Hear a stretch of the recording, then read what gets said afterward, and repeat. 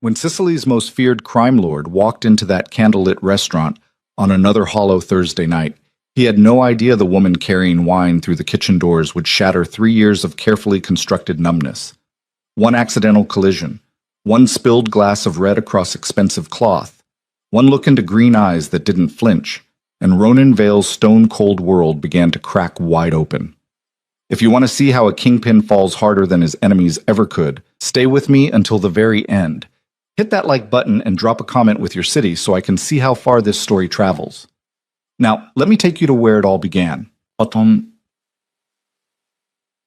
Thursday ritual never changed. Ronan Vale arrived at Osteria della Luna exactly 30 minutes after sunset, always alone, always through the side entrance that opened directly into the private dining room where candles burned low, and the owner knew better than to make conversation.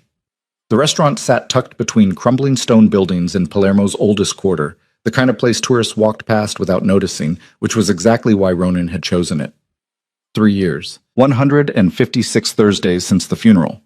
He slid into the corner booth that faced both exits, the worn leather cool against his back, even through the expensive fabric of his suit. The routine settled over him like armor. Order the same meal, eat half of it, drink exactly 2 glasses of the house red, leave cash on the table. Drive home to the villa that echoed with everything he'd lost. The numbness was reliable, predictable, safe.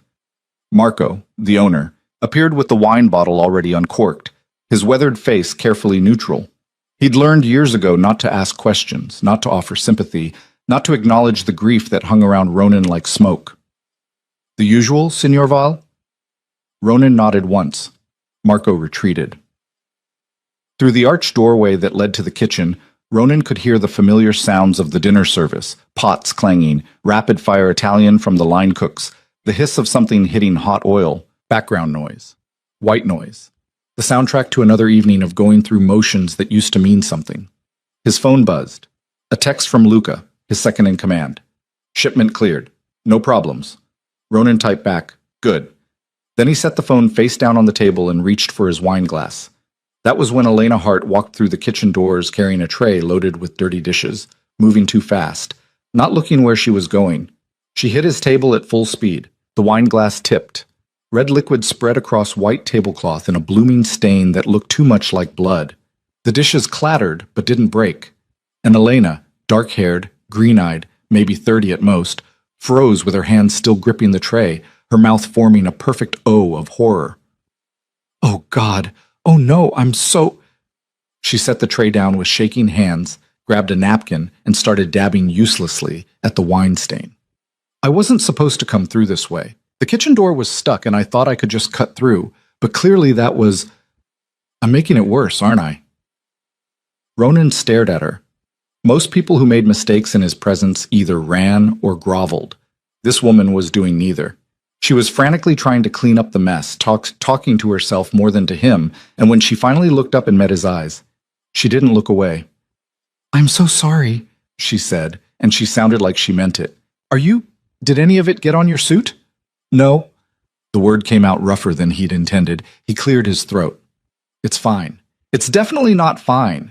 I just dumped wine all over your dinner. She was American, he realized. The accent was unmistakable. Let me get Marco. He'll want to comp your meal, obviously, and I'll pay for the dry cleaning if... It's fine, Ronan repeated more firmly this time. Accidents happen. Elena paused, napkin still in hand, and really looked at him for the first time. Whatever she saw in his face made her shoulders relax slightly, though her cheeks were still flushed with embarrassment. You're being way nicer about this than you should be, she said. Most people would be screaming at me right now. I don't scream. Lucky me. She managed a small smile. Still, I feel terrible. Can I at least get you a fresh glass? Before Ronan could answer, Marco appeared, his face tight with alarm. He must have seen what happened from the bar. The rapid Italian that poured out of him was directed entirely at Elena, and while Ronan didn't catch every word, the tone was clear. You just spilled wine on the most dangerous man in Sicily. What were you thinking? Except Marco didn't say that last part out loud. He didn't have to. Elena held up both hands. I know, I'm sorry. It was an accident. Signor Vale, please accept my sincerest apologies. Marco had switched to English, his accent thick. This is her second night. She's still learning the layout. I will, of course, cover the cost of... Marco. Ronan's voice cut through the panic like a blade. It's fine. Get me another glass, and whatever the lady was supposed to be doing, let her get back to it. The dismissal was clear. Marco nodded quickly and disappeared. Elena lingered for a moment, studying Ronan with an expression he couldn't quite read. Curiosity, maybe, or suspicion. She had to have picked up on Marco's reaction, the way the older man had practically vibrated with fear. Second night, huh? Ronan said. She blinked. What? Marco said it's your second night working here. Oh, yeah. Elena tucked a strand of dark hair behind her ear. I just moved to Palermo last week. Needed a job. Marco needed someone who could work nights and didn't mind dealing with difficult customers. Though I'm starting to think his definition of difficult might be different from mine. There was something in the way she said it, a joke, but also a test, like she was trying to figure out exactly what kind of man sat in front of her. Smart, Ronan thought, and braver than she had any right to be. Where are you from? He asked, which was a mistake. He shouldn't be asking, shouldn't be extending this conversation, should be letting her walk away so he could return to the comfortable, familiar numbness. California, originally. Los Angeles. Elena shifted her weight, glancing back toward the kitchen.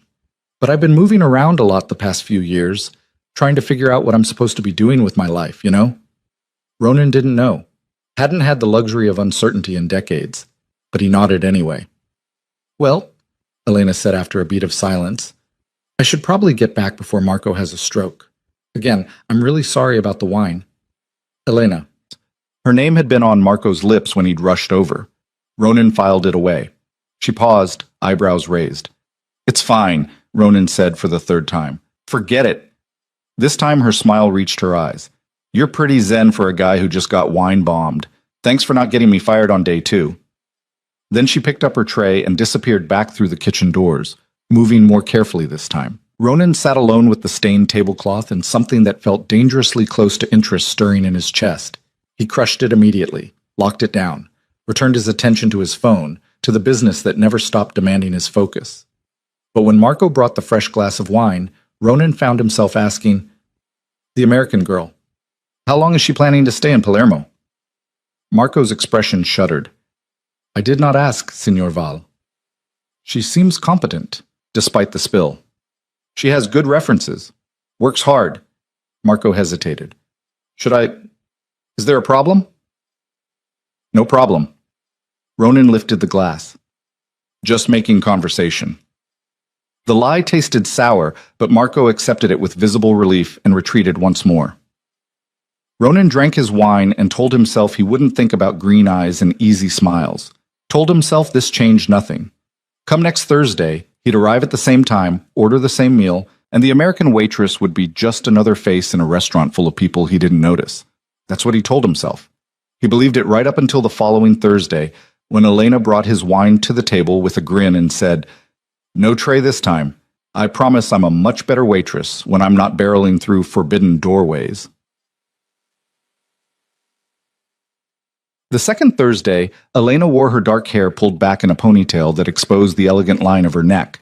She'd learned to move through the restaurant like she belonged there, weaving between tables with practiced grace, laughing at something one of the line cooks shouted from the kitchen. The sound of her laughter cut through the ambient noise of dinner service and landed somewhere in Ronan's chest he'd thought was permanently closed. Red wine, right?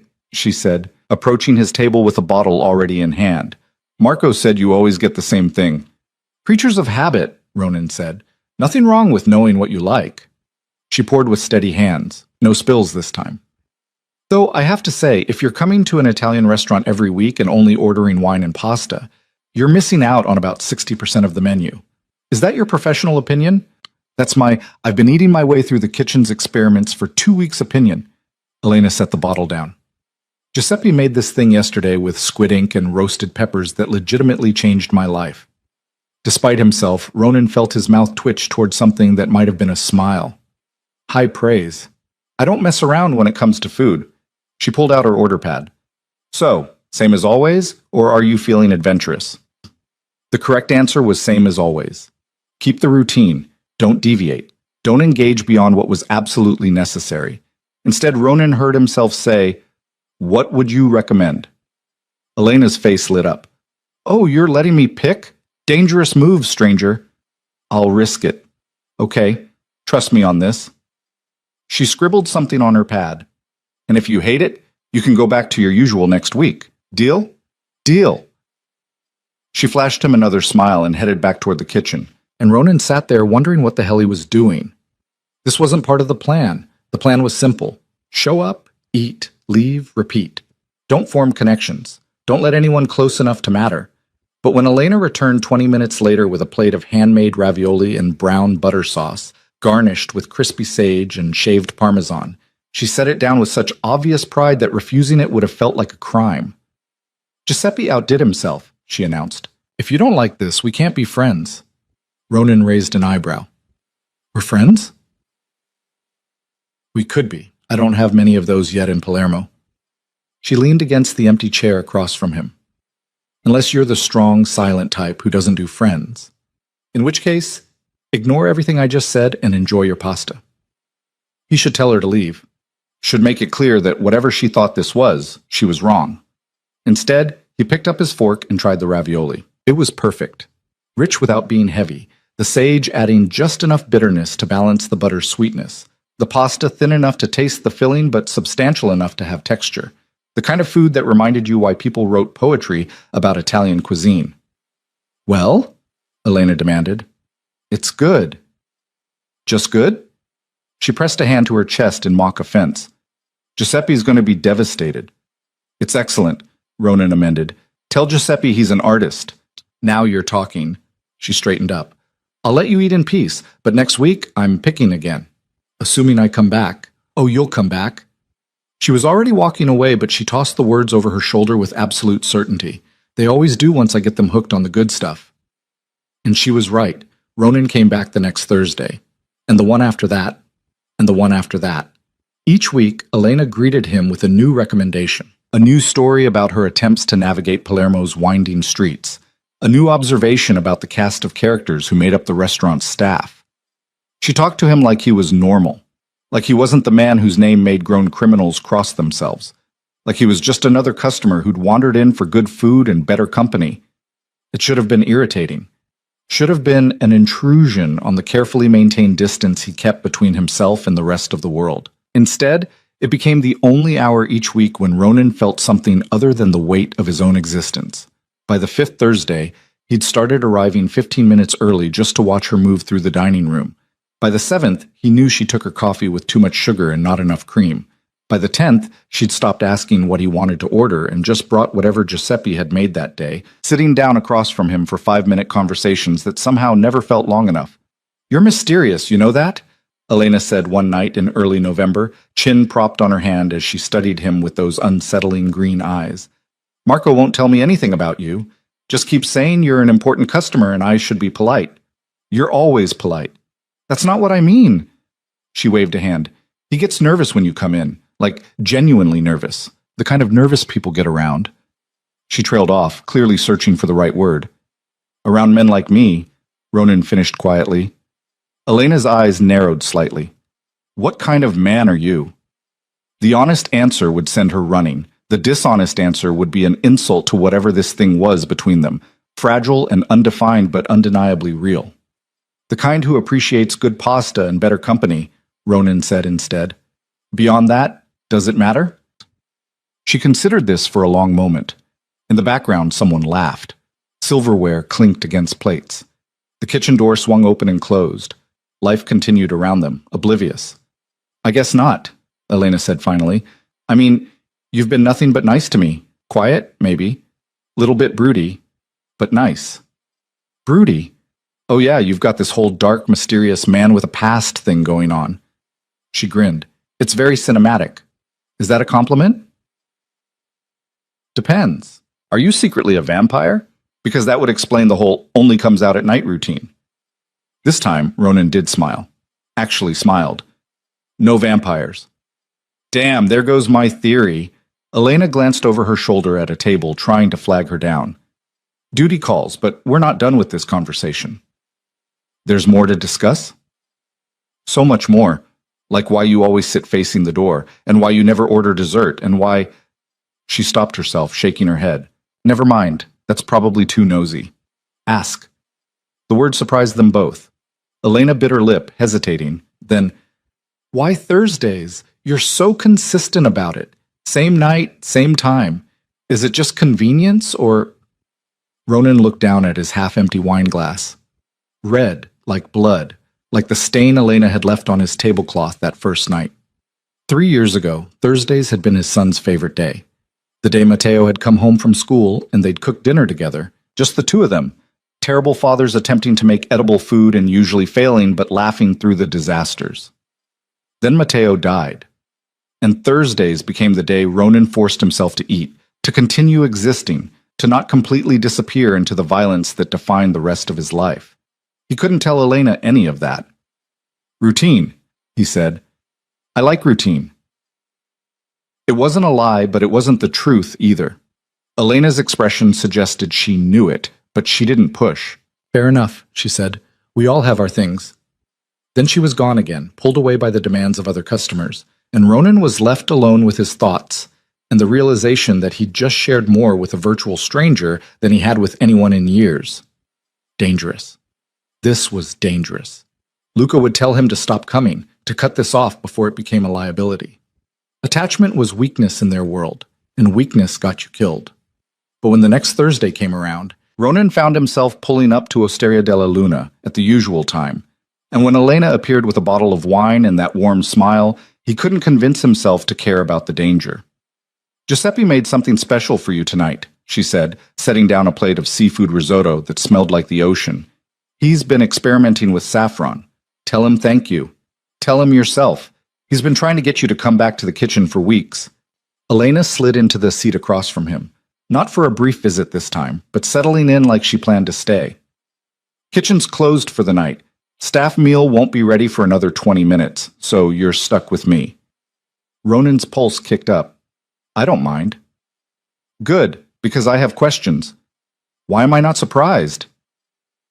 It's a gift. She folded her arms on the table. Okay, question 1. What do you actually do?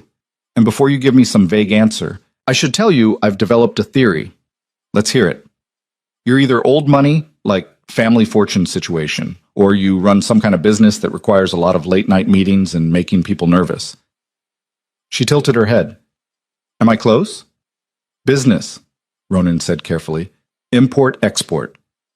Uh-huh. What kind of imports and exports? Various kinds, Elena laughed. You're terrible at this. You know that, right? The more vague you are, the more interesting you become. Maybe I'm just boring. Boring men don't make Marco sweat every time they walk through the door. She leaned forward. But here's the thing. I don't actually care what you do. I mean, I'm curious, obviously, but it doesn't change the fact that you're probably the most interesting person I've met since moving here. You should meet more people. I've met plenty of people. Most of them are exhausting. She paused. You're not. Something shifted in the air between them. The easy banter gave way to something heavier, more honest. Ronan could feel the walls he'd built so carefully starting to crack, and for once, he didn't immediately shore them up. Can I ask you something? He said. Only fair. Why Palermo? You said you've been moving around. Why here? Elena's smile turned wistful. Honestly, I got tired of running. I spent my 20s chasing this idea of what my life should look like. The right career, the right city, the right version of myself. And I just kept ending up disappointed. She traced a pattern on the tablecloth with one finger. So I thought, screw it. I'll go somewhere I've never been, do something completely different, and see what happens. And what's happening? I'm spilling wine on mysterious strangers and eating the best food of my life. She met his eyes. Could be worse. Could be better. Maybe, but better is overrated. Better is usually just another version of running. She straightened up. I'm tired of running. I want to actually be somewhere for once. Ronan understood that more than she could know. He'd been running too, in his own way. Running from grief, from memory, from anything that might pierce the numbness and make him feel again. Then Elena had walked through a kitchen door and crashed into his table, and the running had stopped. I should let you eat, she said, pushing back from the table. Before it gets cold. Elena. She paused, eyebrows raised. Ronan searched for the right words and came up empty. What was he supposed to say? Thank you for making me feel human again? Don't stop talking to me? I think you might be the most dangerous thing that's happened to me in years. The risotto, he said instead. It's good. Her smile suggested she heard all the things he hadn't said. I'll tell Giuseppe you approve.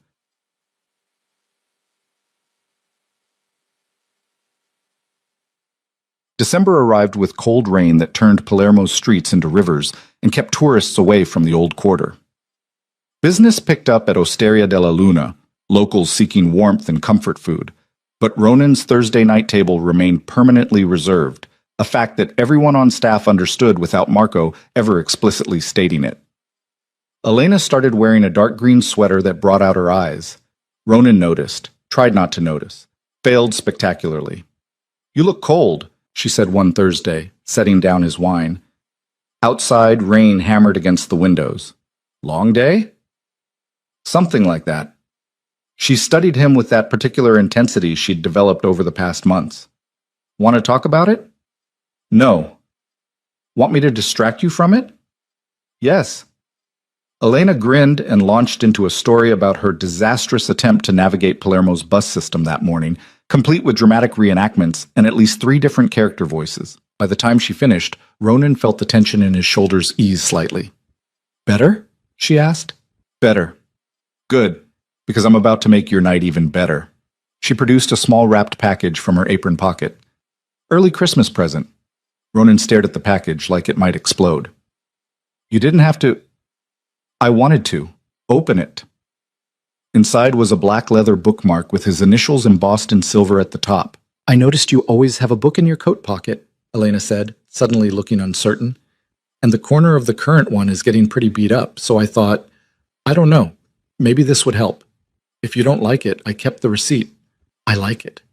Ronan ran his thumb over the smooth leather. Nobody had given him a gift in years. Couldn't remember the last time anyone had noticed the small details of his life. Thank you. Elena's relieved smile could have powered the entire restaurant. You're welcome. Merry Christmas, mysterious stranger. Ronan.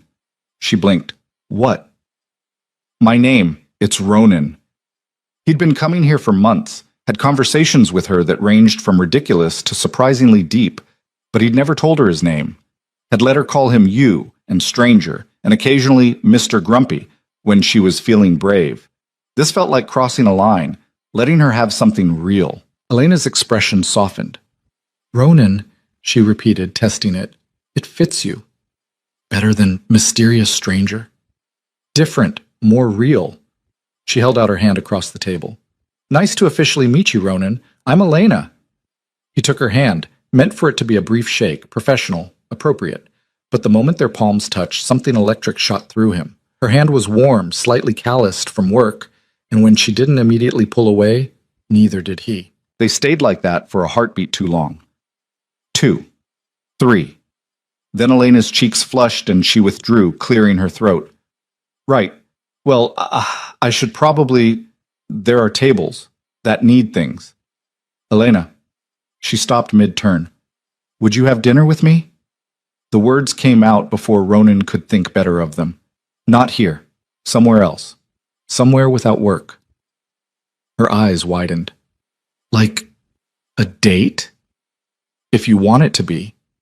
Are you asking because you want it to be? Or because you think I want it to be? Both. The honesty made her smile. Okay. Okay? Yes. Okay. I'll have dinner with you. She laughed. God, you look terrified asking that question. I don't usually... Ronan stopped himself. Don't usually what? Ask women out, let people close, care about anything beyond survival and revenge. Date, he finished. Well, you're doing fine so far. Elena glanced over her shoulder at Marco, who was watching them with poorly concealed interest. I'm off Sunday evening. Does that work? I'll make it work. Then it's a date. She started to walk away, then turned back one more time. Hey, Ronan? Yes? I'm really glad you didn't fire me that first night. Then she disappeared into the kitchen, leaving Ronan alone with a leather bookmark, a racing pulse, and the terrifying realization that somewhere along the way, the numbness had completely shattered. He was feeling things again, wanting things again, and for the first time in 3 years, he couldn't bring himself to regret it. Sunday arrived wrapped in rare December sunshine. Ronan changed his clothes 4 times before settling on dark slacks and a charcoal sweater that Elena would later tell him made his gray eyes look silver. He picked her up from the small apartment she rented near the university, and if his hands gripped the steering wheel too tightly during the drive to the restaurant, she didn't mention it.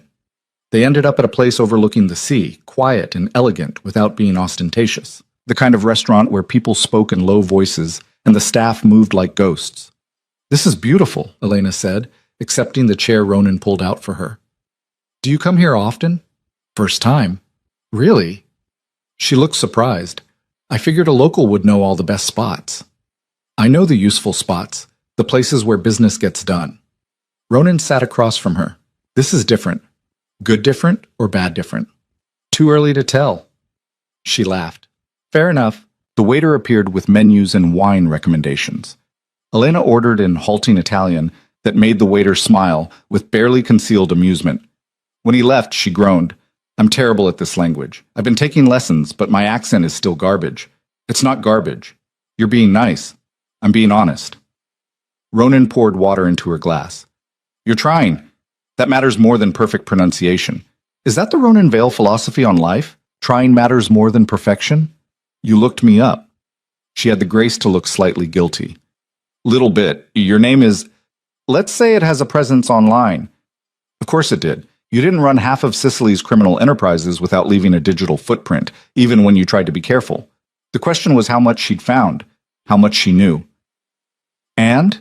Ronan kept his voice neutral. "What did you learn?" Elena set down her water glass. "That you're either a very successful businessman or a very successful criminal, depending on who's writing the article. That you lost your son 3 years ago. That people are either terrified of you or in awe of you, sometimes both." She paused. "And that none of those things are the person I've been getting to know every Thursday night." "Maybe you don't know me as well as you think." "Maybe. But I know you tip Giuseppe personally every week because you know Marco takes a cut before it gets to the kitchen. I know you always make sure I get home safe when my shift runs late, even though you think I don't notice your car following me. I know you read poetry and hate dessert and get this look on your face when you're trying not to smile." She leaned forward.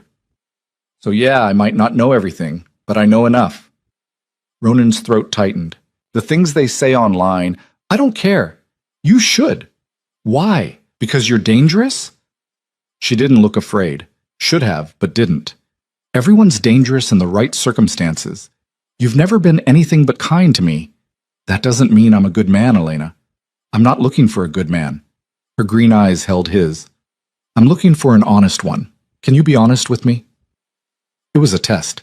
Ronan recognized it for what it was. The moment where he either committed to this thing between them or walked away.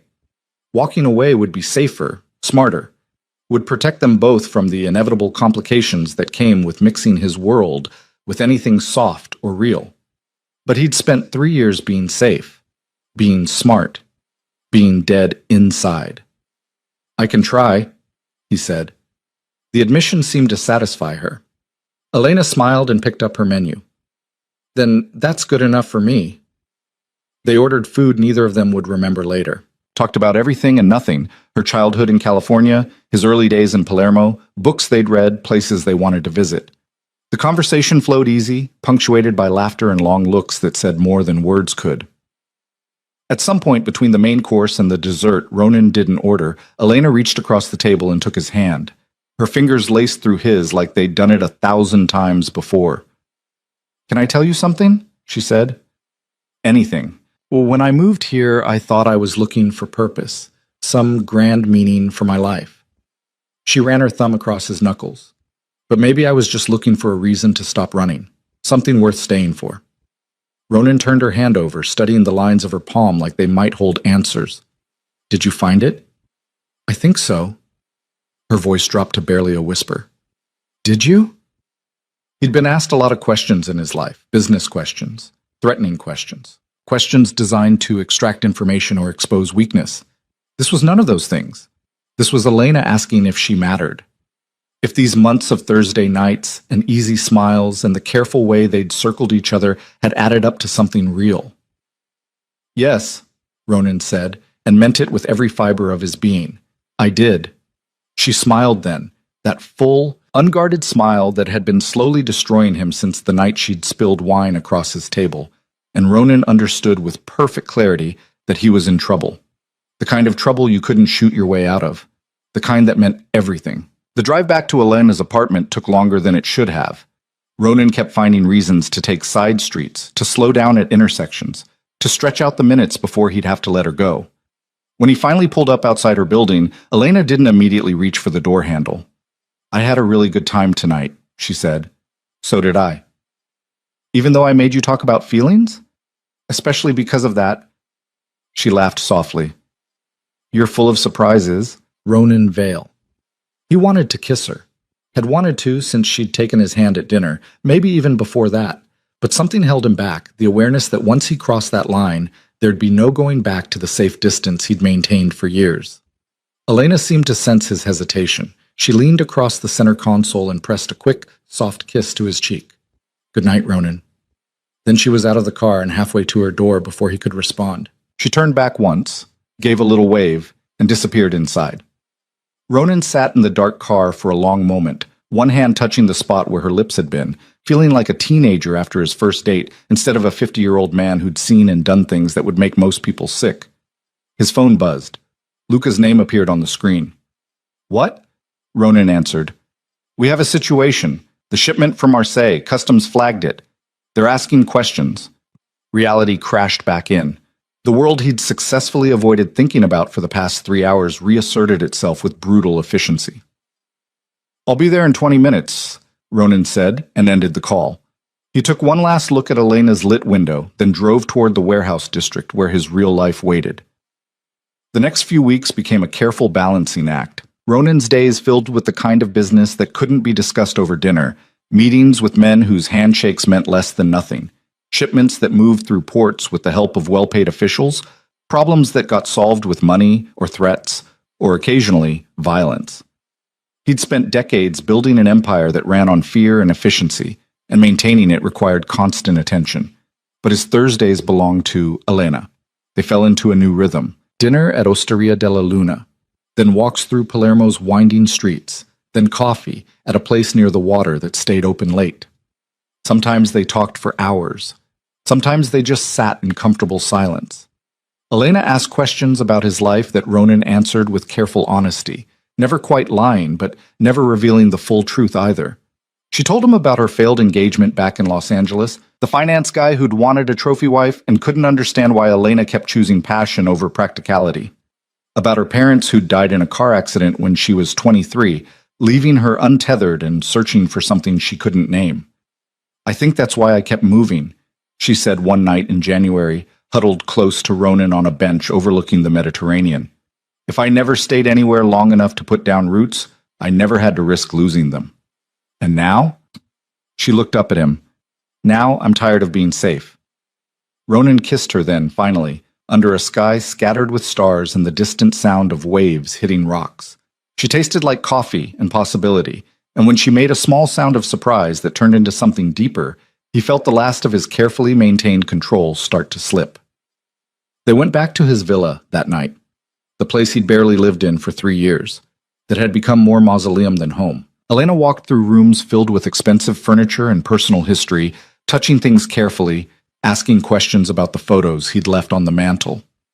That's Matteo, Ronan said when she paused at a picture of a dark-haired boy with his father's eyes, maybe 14 years old, grinning at the camera. Your son. It wasn't a question. She'd found that information in her internet research, the bare facts of his death reported in news articles that treated it like just another tragedy in a city full of them. Yes. Elena turned to face him.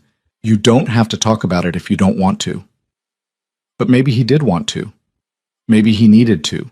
Had needed to for 3 years and just hadn't found anyone who felt safe enough to tell. He was 15, Ronan said, the words coming out rough. Caught in crossfire meant for me. Wrong place, wrong time, my fault. Ronan, it was my fault, he repeated. harder this time. He died because of the life I chose, because I thought I could keep him separate from the business, keep him safe. I was wrong. Elena crossed the space between them and took his face in both hands, forcing him to look at her. It wasn't your fault. You didn't pull the trigger. I might as well have. No, someone else made that choice. Someone else took him from you. Her thumbs brushed his cheekbones. And I am so sorry that happened, but you can't carry that blame forever. It'll destroy you. Maybe I deserve to be destroyed. Well, I don't agree. She pulled him down until their foreheads touched. And I'm not going anywhere, so you're stuck with me disagreeing. Something broke open in Ronan's chest. He pulled Elena close and held on like she was the only thing keeping him from flying apart. And maybe she was. When he finally kissed her again, it was desperate and honest, and everything he hadn't let himself feel in so long, he'd forgotten what it was like. They made it to his bedroom eventually. Ronan undressed her slowly, carefully, like she might disappear if he moved too fast. Elena was patient with him, seemed to understand that this meant more than just physical intimacy. This was trust. This was letting someone see him completely and hoping they wouldn't run. She didn't run. Afterward, she fell asleep curled against his side, one hand over his heart. Ronan lay awake watching her breathe, feeling something uncomfortably close to happiness and trying not to think about all the ways this could go catastrophically wrong. Morning came too soon. Elena stretched like a cat, smiled sleepily at him, and said, I should probably get home. I have a shift at 4. Call in sick. Can't. Giuseppe's testing a new menu and he gets cranky when I'm not there to taste things. She kissed his jaw. But I'm off tomorrow. We could do this again, the sleeping over part, and maybe the parts that came before the sleeping. I'd like that. She got dressed while Ronan watched, pulling on yesterday's clothes and finger-combing her hair into something resembling order. At the door she paused. Thank you, she said. For what? For letting me in. I know that's not easy for you. She touched his face one more time. I meant what I said last night. I'm not going anywhere. Then she was gone, and Ronan was left in the too-quiet villa with the smell of her shampoo on his pillows and a feeling in his chest he refused to name yet. His phone rang. Luca again. We need to meet, his second-in-command said without preamble. There's been a development. Ronan closed his eyes. What kind of development? The kind we should discuss in person. 1 hour, the usual place. The usual place was a warehouse on the outskirts of the city that Ronan used for meetings he didn't want overheard. When he arrived, Luca was already there, along with 3 other men Ronan trusted as much as he trusted anyone in this business. Which was to say, not very much at all. What's this about? Ronan asked. Luca pulled out his phone and showed him a series of photographs. Ronan, Elena, leaving the restaurant, walking through the city, outside his villa. The images were grainy but clear enough. Who took these? Ronan's voice had gone cold. We don't know yet. They were delivered to Marco this morning with a note. Luca handed over a piece of paper. The message was brief. The Kingpin has found something precious. How unfortunate. Ronan crushed the paper in his fist. Find out who sent this. I want a name by tonight. Already working on it, Luca said. But Ronan, you need to consider the possibility that this is, I know what this is, a threat, a warning. Someone had noticed his attachment to Elena and was letting him know they could use it against him. The smart move would be to end things now, cut Elena loose before whoever was watching decided to escalate from surveillance to action. Push her away, make her hate him, keep her safe by making sure she wanted nothing to do with him.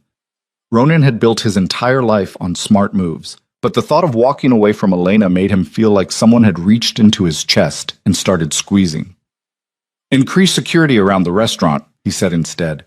I want eyes on Elena at all times. She doesn't go anywhere without someone watching. That's going to be hard to do without her noticing. Then don't let her notice. And Luca... Ronan met his second's eyes. If anything happens to her, I will burn this city to the ground. Are we clear? Luca nodded slowly. Clear. The next Thursday, Ronan arrived at Osteria della Luna to find 2 new faces working security. They were good. He almost didn't spot them, but he'd been doing this long enough to recognize professionals when he saw them. Marco had followed his instructions. Elena appeared with her usual smile, but Ronan could see the question in her eyes. She knew something was off. "You okay?" she asked, setting down his wine. "You seem tense." "Work stuff." "Want to talk about it?" "Not really." She studied him for a moment, then nodded. "Okay, but if you change your mind, I'm here." That was the problem. She was here, in his life, in his head, in the crosshairs of anyone who wanted to hurt him, and he couldn't seem to make himself regret it enough to let her go. Giuseppe outdid himself that night with a pasta dish that probably required illegal amounts of butter. Elena brought it out personally, sliding into the seat across from Ronan like she'd been doing for months now. "So," she said, "I've been thinking. Dangerous." She kicked him lightly under the table. "I've been thinking about maybe staying in Palermo permanently. Like getting a real apartment instead of that month-to-month place. Maybe taking some classes at the university, actually putting down roots for once." Ronan's heart did something complicated. "Yeah? Yeah, I've been here almost 6 months now. Longest I've stayed anywhere since college. And I like it. The city, the job, the..." She paused, color rising in her cheeks. "The company. You should do it." "You think so?" "I think you should do whatever makes you happy." Elena reached across the table and laced her fingers through his. "You make me happy. This makes me happy. I know it's probably too soon to say stuff like that, and you've got your whole mysterious business thing going on, and I'm sure there are complications I don't understand yet. But I'm happy, Ronan. For the first time in a long time, I'm actually happy." He wanted to tell her the truth then. All of it. Wanted to explain exactly what kind of man she was tying herself to, what kind of danger she was inviting into her life by staying. But the words stuck in his throat, tangled up with fear and hope, and the desperate wish that maybe, somehow, this could work. "I'm happy too," he said instead, and watched her smile light up the room. They had 3 good weeks after that. 3 weeks where Ronan almost convinced himself that he could have both, the empire he'd built and the woman who'd somehow slipped past every defense he'd constructed. Elena moved into a better apartment closer to the restaurant, started talking about enrolling in Italian literature classes, spent most nights at Ronan's villa, filling the empty spaces with laughter and warmth and life. Ronan's people found nothing. No leads on who'd sent the photographs, no indication of an imminent threat. Luca suggested maybe it had been a bluff, some minor player trying to rattle him. Ronan wanted to believe that. Should have known better. The call came on a Tuesday, which should have been his first warning. Nothing good ever happened on Tuesdays. "We have her." The voice on the other end was distorted, electronically altered. "The American girl. Your weakness." Every muscle in Ronan's body locked tight. "If you've hurt her, not yet. Whether we do depends entirely on you." A pause. "You have something we want. The shipment from Marseille, the one customs flagged. We know you moved it anyway. We want it. Not possible. Then the girl dies. Simple economics, Signor Val. One life for several million in product. Seems like an easy choice." The line went dead. Ronan immediately called Elena's phone. It rang once, then went to voicemail. He tried the restaurant. Marco answered on the 3rd ring. "Is Elena there?" Ronan didn't bother with pleasantries. "No, she left about an hour ago. Said she was going to the market for... Signor Vale, what's wrong?" Ronan was already moving, grabbing his keys, his gun, his phone. "Lock down the restaurant. Nobody in or out until I say otherwise." He called Luca next. "Elena's been taken. I want every resource we have on this. Find her." "What happened?" "Someone wants the Marseille shipment. They're using her as leverage." Ronan was in his car now, driving toward Elena's apartment even though he knew she wouldn't be there. Had to check anyway. "I need locations of every warehouse, every property owned by anyone who might have the capability to pull this off. And I need it 5 minutes ago." "Ronan, the shipment..." "I don't care about the shipment. Find her." He drove through Palermo like a man possessed, checking every place Elena might have gone, every location he could think of.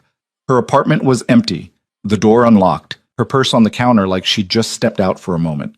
The market vendors hadn't seen her. The coffee shop near the water had no record of her coming in. She was gone. His phone rang again, same distorted voice.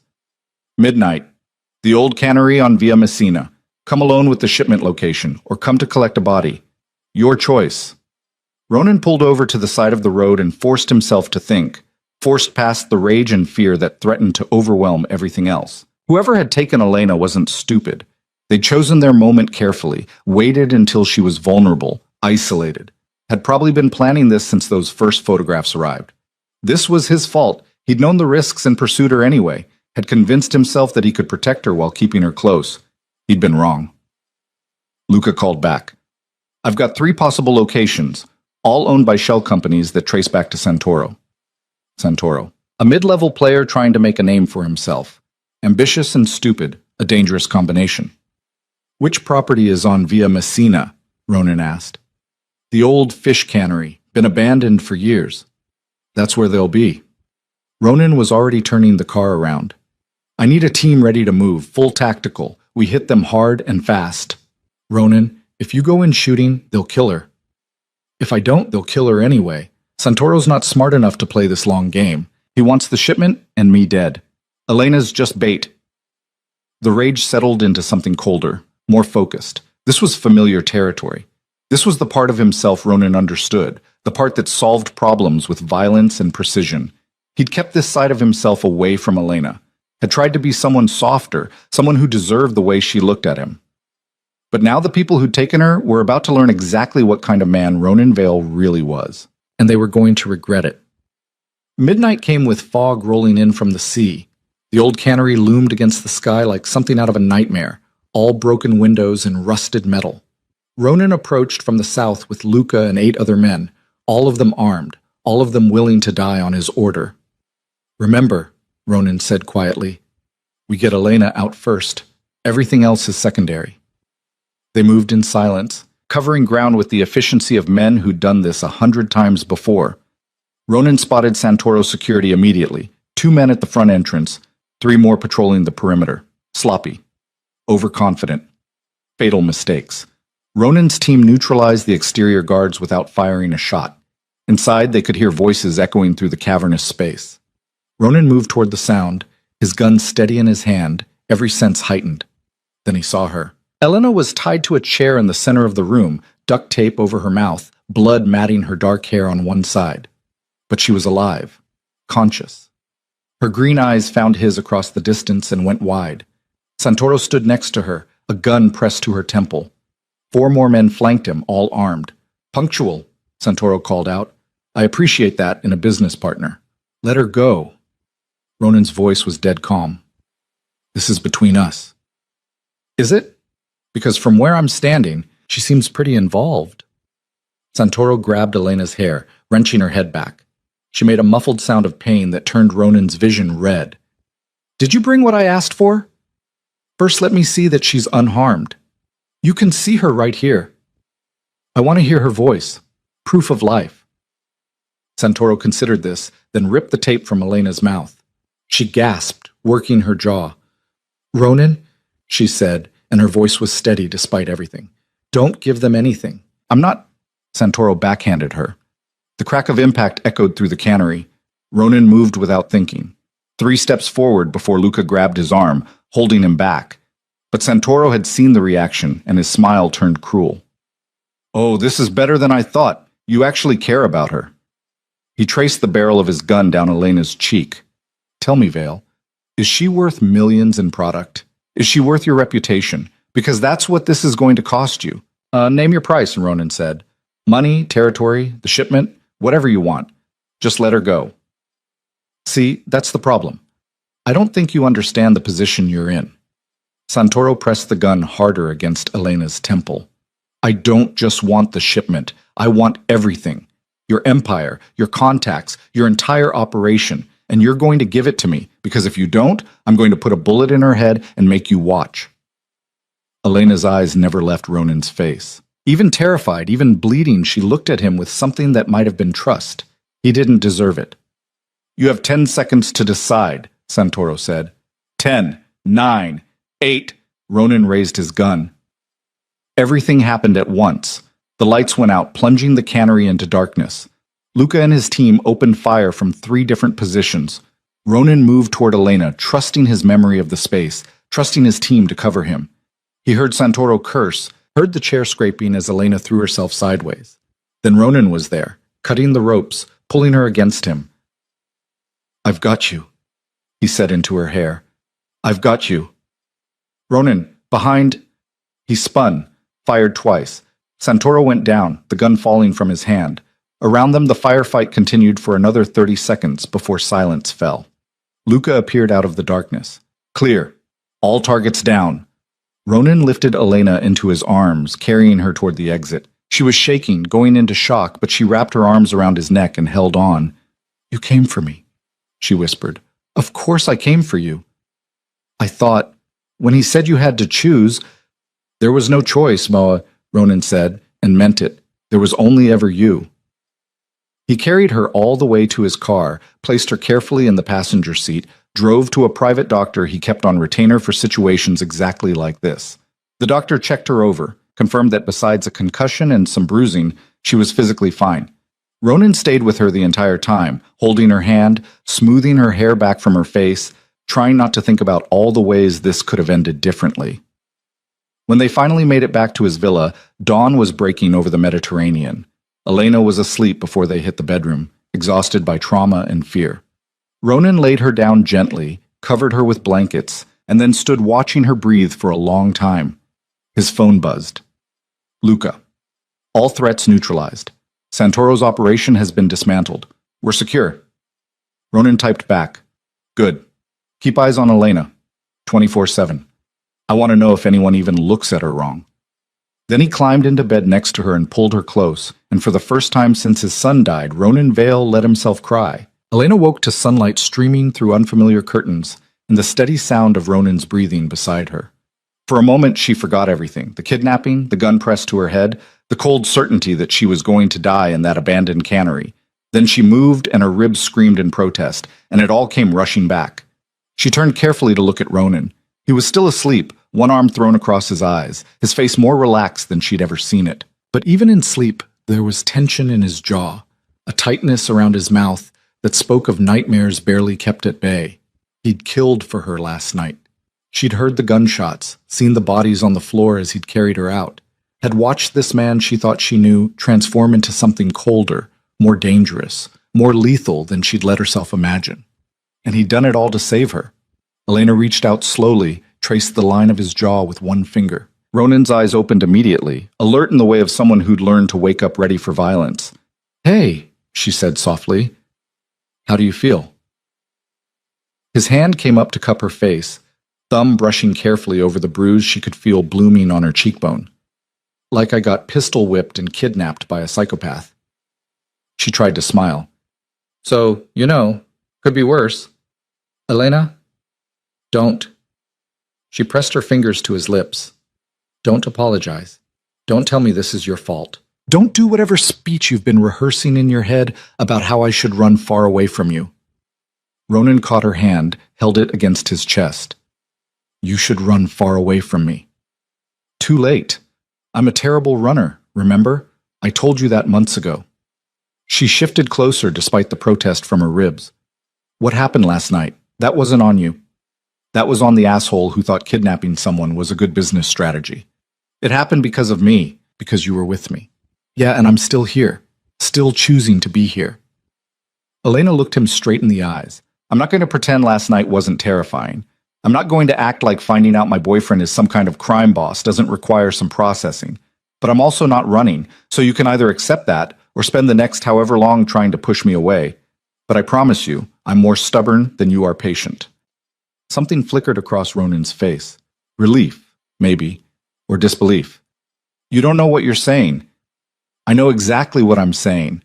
I've spent the last 6 months falling for you, the real you, not some sanitized version. And yeah, maybe I didn't know all the details of your business, but I'm not an idiot, Ronan. I knew you weren't importing olive oil or whatever cover story you were going with. So you knew." "I suspected. There's a difference." She touched his face. "I suspected you were involved in something complicated and probably illegal. I also knew you were kind to me, protective of the people who worked for you, carrying around grief that was slowly destroying you. Those things mattered more. They shouldn't. Well, they did. They do." Elena took a shaky breath. "Can I ask you something?" "Anything." "The man who took me, Santoro, Is he dead? Ronan didn't flinch. Yes. Did you kill him? Yes. She nodded slowly, processing this. In movies, this was the moment where the innocent woman recoiled in horror, where she saw the monster and ran screaming. But Elena had looked into Santoro's eyes last night, had seen the casual cruelty there, the absolute willingness to end her life without a second thought. And she'd seen Ronan's face when Santoro had hit her, seen the rage and fear and desperate love. Okay, she said finally. Ronan's eyebrows rose. Okay? I'm not going to pretend I'm thrilled about the violence. I'm not wired that way. But I'm also not going to lie here and tell you I wish you'd let him live so he could try again. She met his eyes. I'm glad you came for me. I'm glad I'm alive. And if that makes me a bad person, I guess I'll learn to live with it. He pulled her close then, careful of her injuries, and buried his face in her hair. You're not a bad person. You're the best person I've ever known. That's a pretty low bar if I'm competing with kidnappers and crime lords. Elena. Sorry, inappropriate humor is how I cope with trauma. She pressed her face against his shoulder. Can we just stay like this for a while? I don't want to think about anything else yet. So they did. They stayed in bed while the sun climbed higher, while the day moved forward without them, while Ronan's phone buzzed repeatedly with messages he ignored. Elena dozed on and off, her sleep restless and interrupted by flashes of memory that made her jerk awake. Each time, Ronan was there, solid and real, pulling her back from the edge of panic. Around noon, there was a knock at the bedroom door. Luca's voice came through. Ronan, we need to talk. Later. It can't wait. Ronan cursed softly. 5 minutes. He started to pull away, but Elena caught his hand. It's okay. Go handle whatever crisis needs handling. I'm not going anywhere. I'll be right back. I know. She watched him leave, then carefully pushed herself upright. Her reflection in the mirror across the room looked worse than she felt. Bruised, battered, with dried blood still in her hairline that she'd been too exhausted to wash out last night. She looked like someone who'd barely survived something terrible. She looked like someone who needed to make a choice. Elena had spent her entire adult life running from anything that felt too hard, too complicated, too real. Had convinced herself that staying mobile meant staying safe, that never putting down roots meant never having to feel the pain of losing them. But sitting in that cannery with a gun to her head, knowing she might die without ever seeing Ronan again, Elena had realized something important. Safety was an illusion. You could run forever and still end up in danger. The only real choice was whether the life you lived was worth the risks you took, and Ronan was worth it. She found a robe in his closet, wrapped herself in it, and made her way carefully downstairs. Voices drifted from Ronan's study, his and Luca's, speaking rapid Italian. Elena caught maybe one word in 5, but the tone was clear enough. Tense, urgent. She knocked on the doorframe. Both men looked up. Sorry, she said. I didn't mean to interrupt. I was just looking for coffee. Kitchen's through there. Ronan pointed. I'll make you something. You're in the middle of something. I can figure it out. Elena? Ronan, I've been making my own coffee for over a decade. I think I can handle your fancy Italian espresso machine. She managed a smile. Besides, you two clearly have business. I'll stay out of the way. She left before he could argue, found the kitchen, and spent 10 minutes trying to figure out the espresso machine before giving up, and just making regular drip coffee in a pot she found in the back of a cabinet. The familiar ritual helped, normal tasks for a morning that felt anything but normal. Luca appeared in the doorway while she was pouring her second cup. Up close, he was younger than she'd thought, maybe mid-30s, with sharp eyes and the kind of posture that suggested military training. Signorina Hart, he said, I wanted to apologize. For what? We should have been watching you more closely. Should have anticipated Santoro would make a move. His English was excellent, barely accented. What happened was unacceptable. Elena wrapped both hands around her coffee mug. You couldn't have known. It's our job to know, to protect the people Ronan cares about. Luca hesitated. He's different with you. Better. We all see it. Different how? Present, engaged. Before you, he was going through motions. Now he's actually living again. Luca's expression softened slightly. I knew his son. Matteo was a good kid. After he died, we thought we'd lost Ronan too. Not physically, but in every way that mattered. Then you showed up and spilled wine on his table, and something changed. Ani, titi, mamosi, I didn't really do anything. You did everything. You reminded him what it felt like to be human. Luca pulled out his phone, typed something. I'm assigning you a security detail, 2 people, rotating shifts. They'll stay out of sight, but they'll be there. Is that necessary? After last night? Yes, absolutely necessary. He met her eyes. Santoro isn't the only one who'll see you as leverage. Word's already spreading that Ronan Vale has a weakness. That makes you a target. The casual way he said it made Elena's stomach drop. So what am I supposed to do? Live in a bubble? Never leave this house? Live your life. Just do it with the understanding that people are watching. Luca's phone buzzed. He glanced at it, then back at Elena. I should go, but Signorina Hart, Elena, if you need anything at all, you call me. Ronan trusts you. That means we all do. He left her alone with her coffee and the sudden weight of what she'd gotten herself into. This wasn't just dating a complicated man. This was stepping into a world with rules she didn't understand, dangers she couldn't predict, and consequences that could be fatal. Elena thought about her apartment, her job, the simple life she'd been building, thought about calling Marco and quitting, packing her bags, buying a plane ticket to somewhere far from Sicily and men with guns and midnight rescues from abandoned warehouses. Then she thought about Ronan's face when he'd found her last night, the absolute certainty in his voice when he'd said, "There was only ever you." She set down her coffee mug and went to find him. Ronan was still in his study, now alone, staring at a laptop screen with the kind of intensity that suggested he wasn't really seeing it. He looked up when Elena came in. "You should be resting," he said. "I should be a lot of things. Smarter, probably. More self-preserving." She crossed to his desk, perched on the edge. "But I'm not. So here we are. Elena, I want to understand." She cut him off. "Not everything. I don't need to know the details of your business or whatever it is you do, but I need to understand what being with you means, what I'm signing up for." Ronan leaned back in his chair. "It means danger. It means always looking over your shoulder. It means there will be people who want to hurt you to get to me." "Okay, what else?" "It means I can't promise you a normal life, can't give you the things most women want, quiet dinners without security, vacations without checking exit routes, a relationship that doesn't come with a body count. I've never been good at normal anyway." Elena reached out, took his hand. "What can you promise me?" He was quiet for a long moment. "I can promise I will do everything in my power to keep you safe, that I will never lie to you about who I am or what I do, that if you wake up one day and decide this is too much, I'll let you go without making it harder than it has to be. And if I don't want to go, then I can promise to love you better than I've loved anyone, to try to be worthy of the fact that you stayed." His thumb traced circles on her palm. "But Elena, you need to really think about this. What happened last night? That's my world. Violence and danger and impossible choices. It won't change just because I want it to. I'm not asking it to change. I'm asking if there's room in that world for me." "There's room. There's always been room." Ronan pulled her into his lap, careful of her bruises. "But I need you to be sure." Elena looked at this man who'd somehow become everything to her in the space of 6 months, who'd shown her his grief and his violence and his unexpected capacity for tenderness, who'd killed for her without hesitation and then cried while she slept.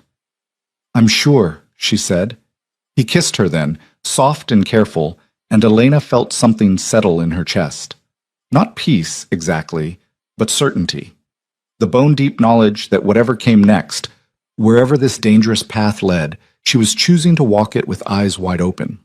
When they finally broke apart, Ronan rested his forehead against hers. "I don't deserve you. Probably not, but you're stuck with me anyway." "Lucky me." "Yeah," Elena agreed. "Lucky you." The next few days established a new normal.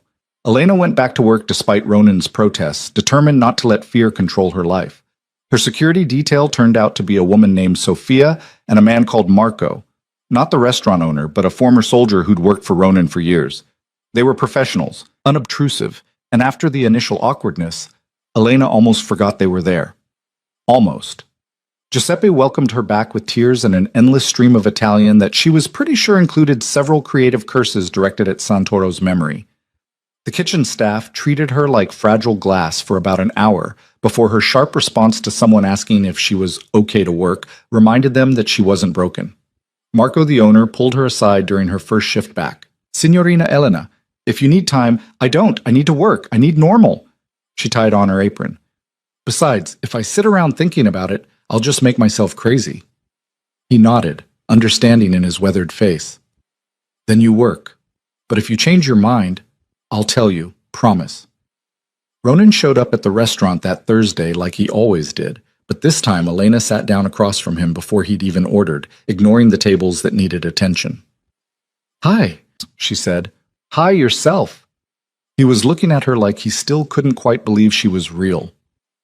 "How was your day?" "Long. Feet hurt. Giuseppe tried out this new sauce that I'm 90% sure contained illegal amounts of garlic."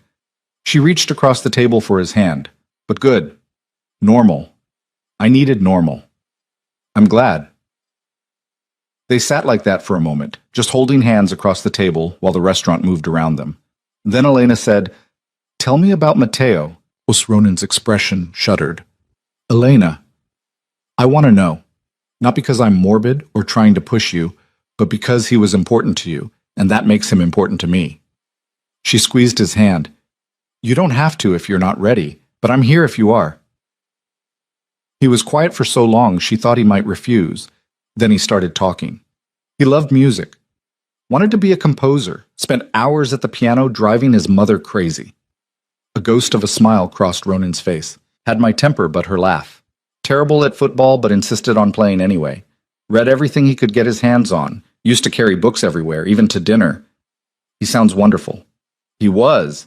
He was everything good in my life. Ronan's voice roughened. His mother died when he was 8, cancer. After that, it was just the two of us. I tried to keep him separate from the business, but he was smart. He knew what I did. We fought about it constantly. What did he want you to do? Quit. Walk away. Use the money we had to start something legitimate. Ronan looked down at their joined hands. He had this whole plan. We'd move to the coast, open a restaurant, live quiet lives. Said I could learn to cook. He'd handle the music for the dining room. It was a nice fantasy. Why didn't you do it? Because I was arrogant. Thought I could have both, the empire and the normal life. Thought I was smart enough, careful enough, powerful enough to keep them separate. His jaw tightened. I was wrong. Elena ached for him.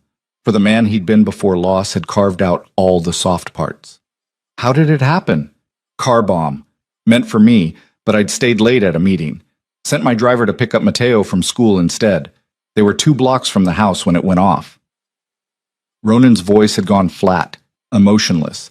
The tone of someone who'd told this story so many times it had lost its power to hurt him, except it hadn't. She could see the pain in every line of his face. He died instantly. The driver too. I was the one who had to identify the bodies. Ronan, I killed everyone involved. Took me 6 months, but I found every single person who'd played any part in the attack. Made sure they understood exactly what they'd taken from me before I ended it. He met her eyes. Does that scare you? It should have. Elena knew it should have. But all she felt was grief for a boy she'd never met and the father who'd lost him. No, she said quietly. It doesn't. It should. Maybe, but it doesn't. She stood up, came around to his side of the table, and wrapped her arms around him from behind. I'm sorry you lost him. I'm sorry you had to go through that. And I'm sorry the world is cruel enough that you felt like revenge was the only answer. Ronan's hand came up to cover hers where it rested on his chest. Every Thursday, I came here because it was the day we used to cook together. Thought if I kept the ritual alive, it would feel like he wasn't completely gone. But it just made it worse, made the absence sharper. And then I spilled wine on you. And then you spilled wine on me. He turned in his seat to look up at her. And for the first time in 3 years, I felt something other than grief. Elena kissed the top of his head. He'd be happy, you know, that you're letting yourself live again. You didn't know him. I know what it's like to lose people you love. My parents died 6 years ago. Car accident, wrong place, wrong time, gone in an instant. She came around to face him. And I know they'd want me to keep living, to find joy where I can, to not let their death be the thing that defines the rest of my life. I think Matteo would want the same for you." Ronan pulled her down into his lap. "How did you get so wise?" "Lots of therapy and too much time alone with my thoughts." She settled against him. "We're a pair, aren't we? Couple of broken people trying to figure out how to be whole. Maybe that's enough.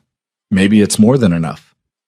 They stayed like that until other customers needed attention, until Giuseppe shouted something from the kitchen, until real life intruded and demanded Elena get back to work. But something had shifted between them. Some final wall had come down. That night, back at the villa, Ronan showed Elena pictures of Matteo. Baby photos, school pictures, candid shots of a dark-haired boy growing into a teenager who looked so much like his father, it hurt. Elena listened to stories about piano recitals and failed cooking experiments and arguments about everything from politics to proper pasta technique. She met Matteo through his father's memories, and she mourned the future that had been stolen from both of them. "Thank you," Ronan said when they were finally in bed. Elena curled against his side. "For what?" "For listening, for not running, for making me believe I deserve a second chance at this." "You do deserve it, and so do I." Elena pressed a kiss to his shoulder. "We both deserve to be happy, even if the path there is messy and complicated and sometimes involves kidnapping. Please don't make jokes about the kidnapping." "Too soon?" "Too soon." She smiled against his skin. "Okay, I'll workshop better material." "Elena?" "Yeah?" "I love you." The words hung in the air between them, simple, honest, terrifying. Elena tilted her head up to look at him. "I love you too." And in that moment, in the darkness of a bedroom in a villa overlooking the Mediterranean, two broken people found something worth healing for. The weeks that followed weren't easy. Elena had nightmares about the cannery, woke up gasping and disoriented until Ronan's voice brought her back. She jumped at loud noises, couldn't stand having her back to doors, developed a probably unhealthy attachment to knowing where Ronan was at all times. But she also laughed, worked, made plans for the future that extended past next week, started taking Italian lessons seriously, determined to understand the rapid-fire conversations happening around her, moved the rest of her things into the villa, and turned one of the empty rooms into a study where she could take her online literature classes. Ronan, for his part, seemed determined to prove he could be the kind of man who deserved her presence. He showed her parts of Palermo tourists never saw, introduced her to people from his life, carefully, with Sofia and Marco always nearby, but genuinely trying to integrate her into his world. Surprised her with small gifts that showed he paid attention to the things she loved. They fought sometimes, about her safety, about his overprotective instincts, about the fact that he still tried to make decisions for her without asking. Elena held her ground, refused to be treated like fragile glass, demanded to be seen as a partner rather than something to be protected. And slowly, painfully, Ronan learned to let her in, to trust that she could handle the truth of his life, to believe that her love wasn't conditional on him being someone other than who he was. 2 months after the kidnapping, Elena woke to find Ronan already awake, watching her with an expression she couldn't quite read. "What?" she mumbled, still half asleep. "Marry me." That woke her up. "What?" "Marry me," he repeated. "I know it's fast. I know we should probably wait, do this properly, but I don't want to wait. I wasted 3 years being numb, and I'm done wasting time." Elena pushed herself upright. "Are you seriously proposing to me at 6 in the morning without even coffee? Is that a no? That's a, I need you to ask me again when I'm fully conscious and possibly with a ring involved." She poked his chest. "This is important, Ronan. You don't get to half-ass it." A smile tugged at his mouth. "So that's not a no. That's a ask me properly and we'll see." He kissed her then, deep and thorough, and Elena thought maybe she didn't need coffee after all. 3 days later, Ronan took her to dinner at a restaurant on a cliff overlooking the sea. They ate slowly, talked about nothing important, and when dessert came, which Ronan had actually ordered, a first, there was a ring sitting on top of the tiramisu. "Better?" he asked. Elena stared at the ring. Simple, elegant, a diamond that caught the candlelight and threw it back in brilliant sparks. "Much better." "Elena Hart." Ronan took her hand. "You crashed into my life and refused to leave. You saw the worst parts of me and stayed anyway. You make me want to be better, do better, live better. Will you marry me?" She was crying. When had she started crying? "Yes," Elena said through tears. Yes, absolutely, yes. He slid the ring onto her finger, and it fit perfectly, and Elena thought about all the choices that had led her here. The failed engagement in Los Angeles, the decision to move to Palermo, the split-second moment when she'd barreled through a kitchen door without looking. Every mistake, every detour, every moment of uncertainty had brought her to this man, this life, this future she hadn't known she wanted. I love you, she said. I love you too. Ronan pulled her close. And I promise, I will spend the rest of my life proving you made the right choice. I already know I did. And standing there on a cliff in Sicily, engaged to a man who'd killed for her and cried for her and loved her with a ferocity that should have been frightening but somehow wasn't, Elena finally understood what it meant to stop running. It meant standing still long enough to let happiness catch up. The engagement changed things in ways Elena hadn't anticipated. The ring on her finger felt like both a promise and a declaration, and within 24 hours it seemed like everyone in Palermo's underworld knew that Ronan Vale was getting married. The reactions were mixed. Some of Ronan's associates sent gifts, expensive, impersonal things that arrived with cards bearing names Elena didn't recognize. Others went silent, which Luca explained was either a sign of disapproval or careful neutrality. And a few, the ones Ronan trusted most, actually came to the villa to meet her properly. They want to see if you're real, Ronan said the morning before the first of these meetings. If this is actually happening or just some elaborate midlife crisis. Elena looked up from her coffee. And what do you want me to do? Perform? Prove I'm worthy of the great Ronan Vale? I want you to be yourself. That's all you've ever needed to be. Easy for you to say. You're not the American waitress marrying into Sicilian royalty. I'm hardly royalty. You know what I mean. She set down her mug. These people are going to judge me. Judge us. And I'm not exactly equipped for this, Ronan. I don't speak the language well enough. Don't understand the politics. Don't know how to navigate whatever hierarchy exists in your world. He came around the table, tilted her face up to meet his eyes. You survived being kidnapped by a man who wanted to destroy me. You looked him in the eye and didn't break. That's all the credentials you need. That's not the same as knowing which fork to use at a formal dinner. We're Sicilian. We only have one fork.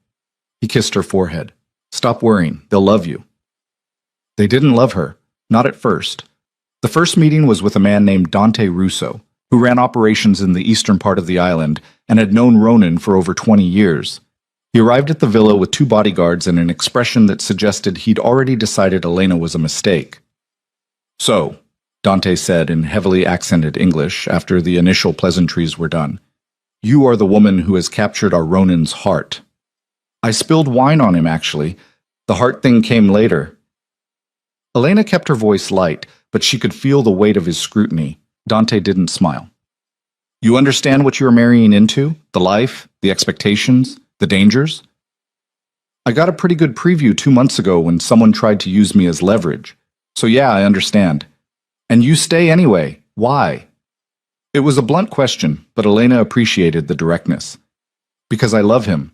Because he makes me happy. Because the idea of walking away and spending the rest of my life wondering what could have been is worse than any danger I might face. Dante studied her for a long moment, then looked at Ronan. She has spine. Good. You will need that. It was hardly a ringing endorsement, but Ronan seemed satisfied. After Dante left, Elena collapsed onto the couch.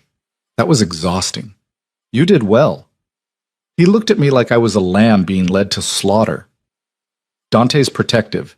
He's seen too many people in our world make bad choices for the wrong reasons. Ronan sat beside her, but he respects you. I could tell.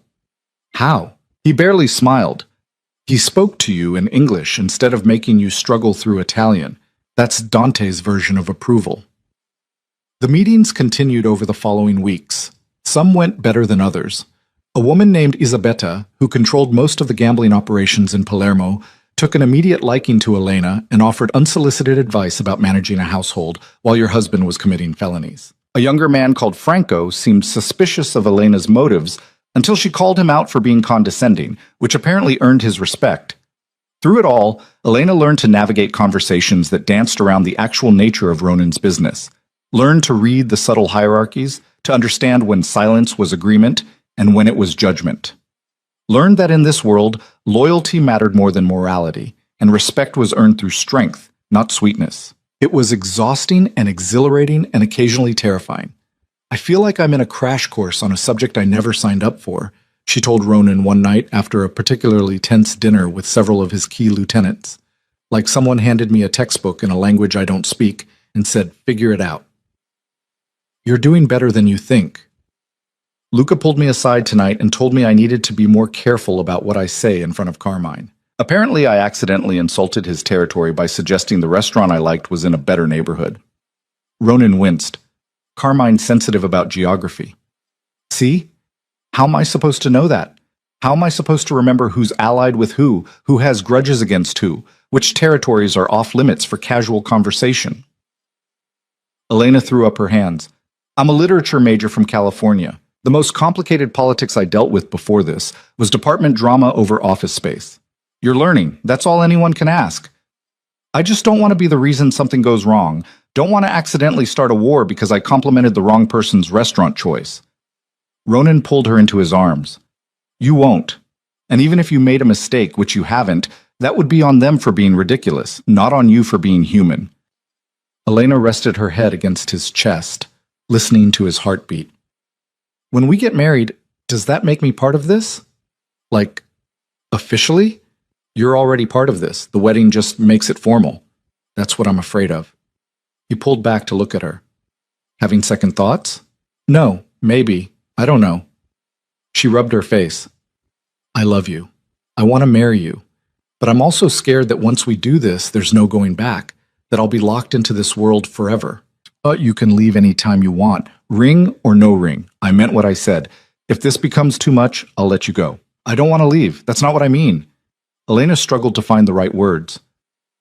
I guess I'm just realizing that marrying you means becoming someone different. Elena Vale instead of Elena Hart.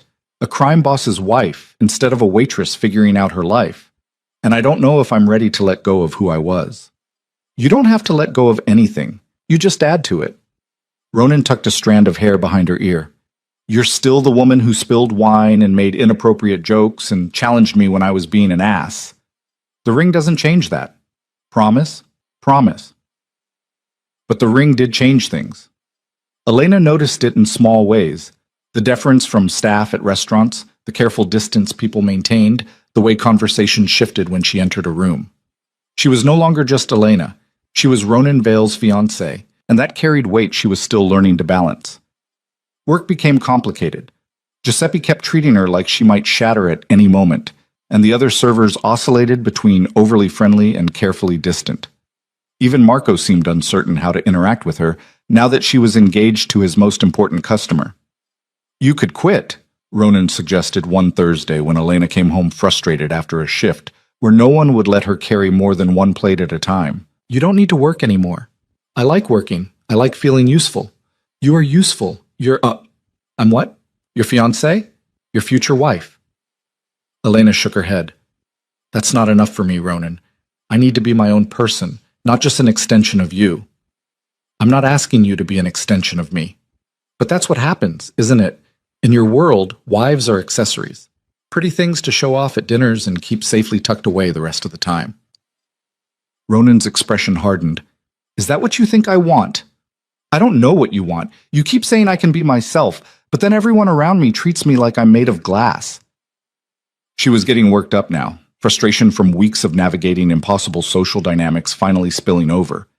And maybe that's not your fault directly, but it's the consequence of being with you, of being in this world. So what do you want me to do? I can't change how other people see you. I want you to see me, not as something fragile you need to protect, but as a partner who can handle the reality of your life. Elena's voice cracked. I survived being kidnapped, Ronan. I think I can handle carrying 2 plates at a restaurant without everyone acting like I'm going to collapse. They stared at each other across the kitchen, both breathing hard, and Elena realized this was their first real fight since the engagement.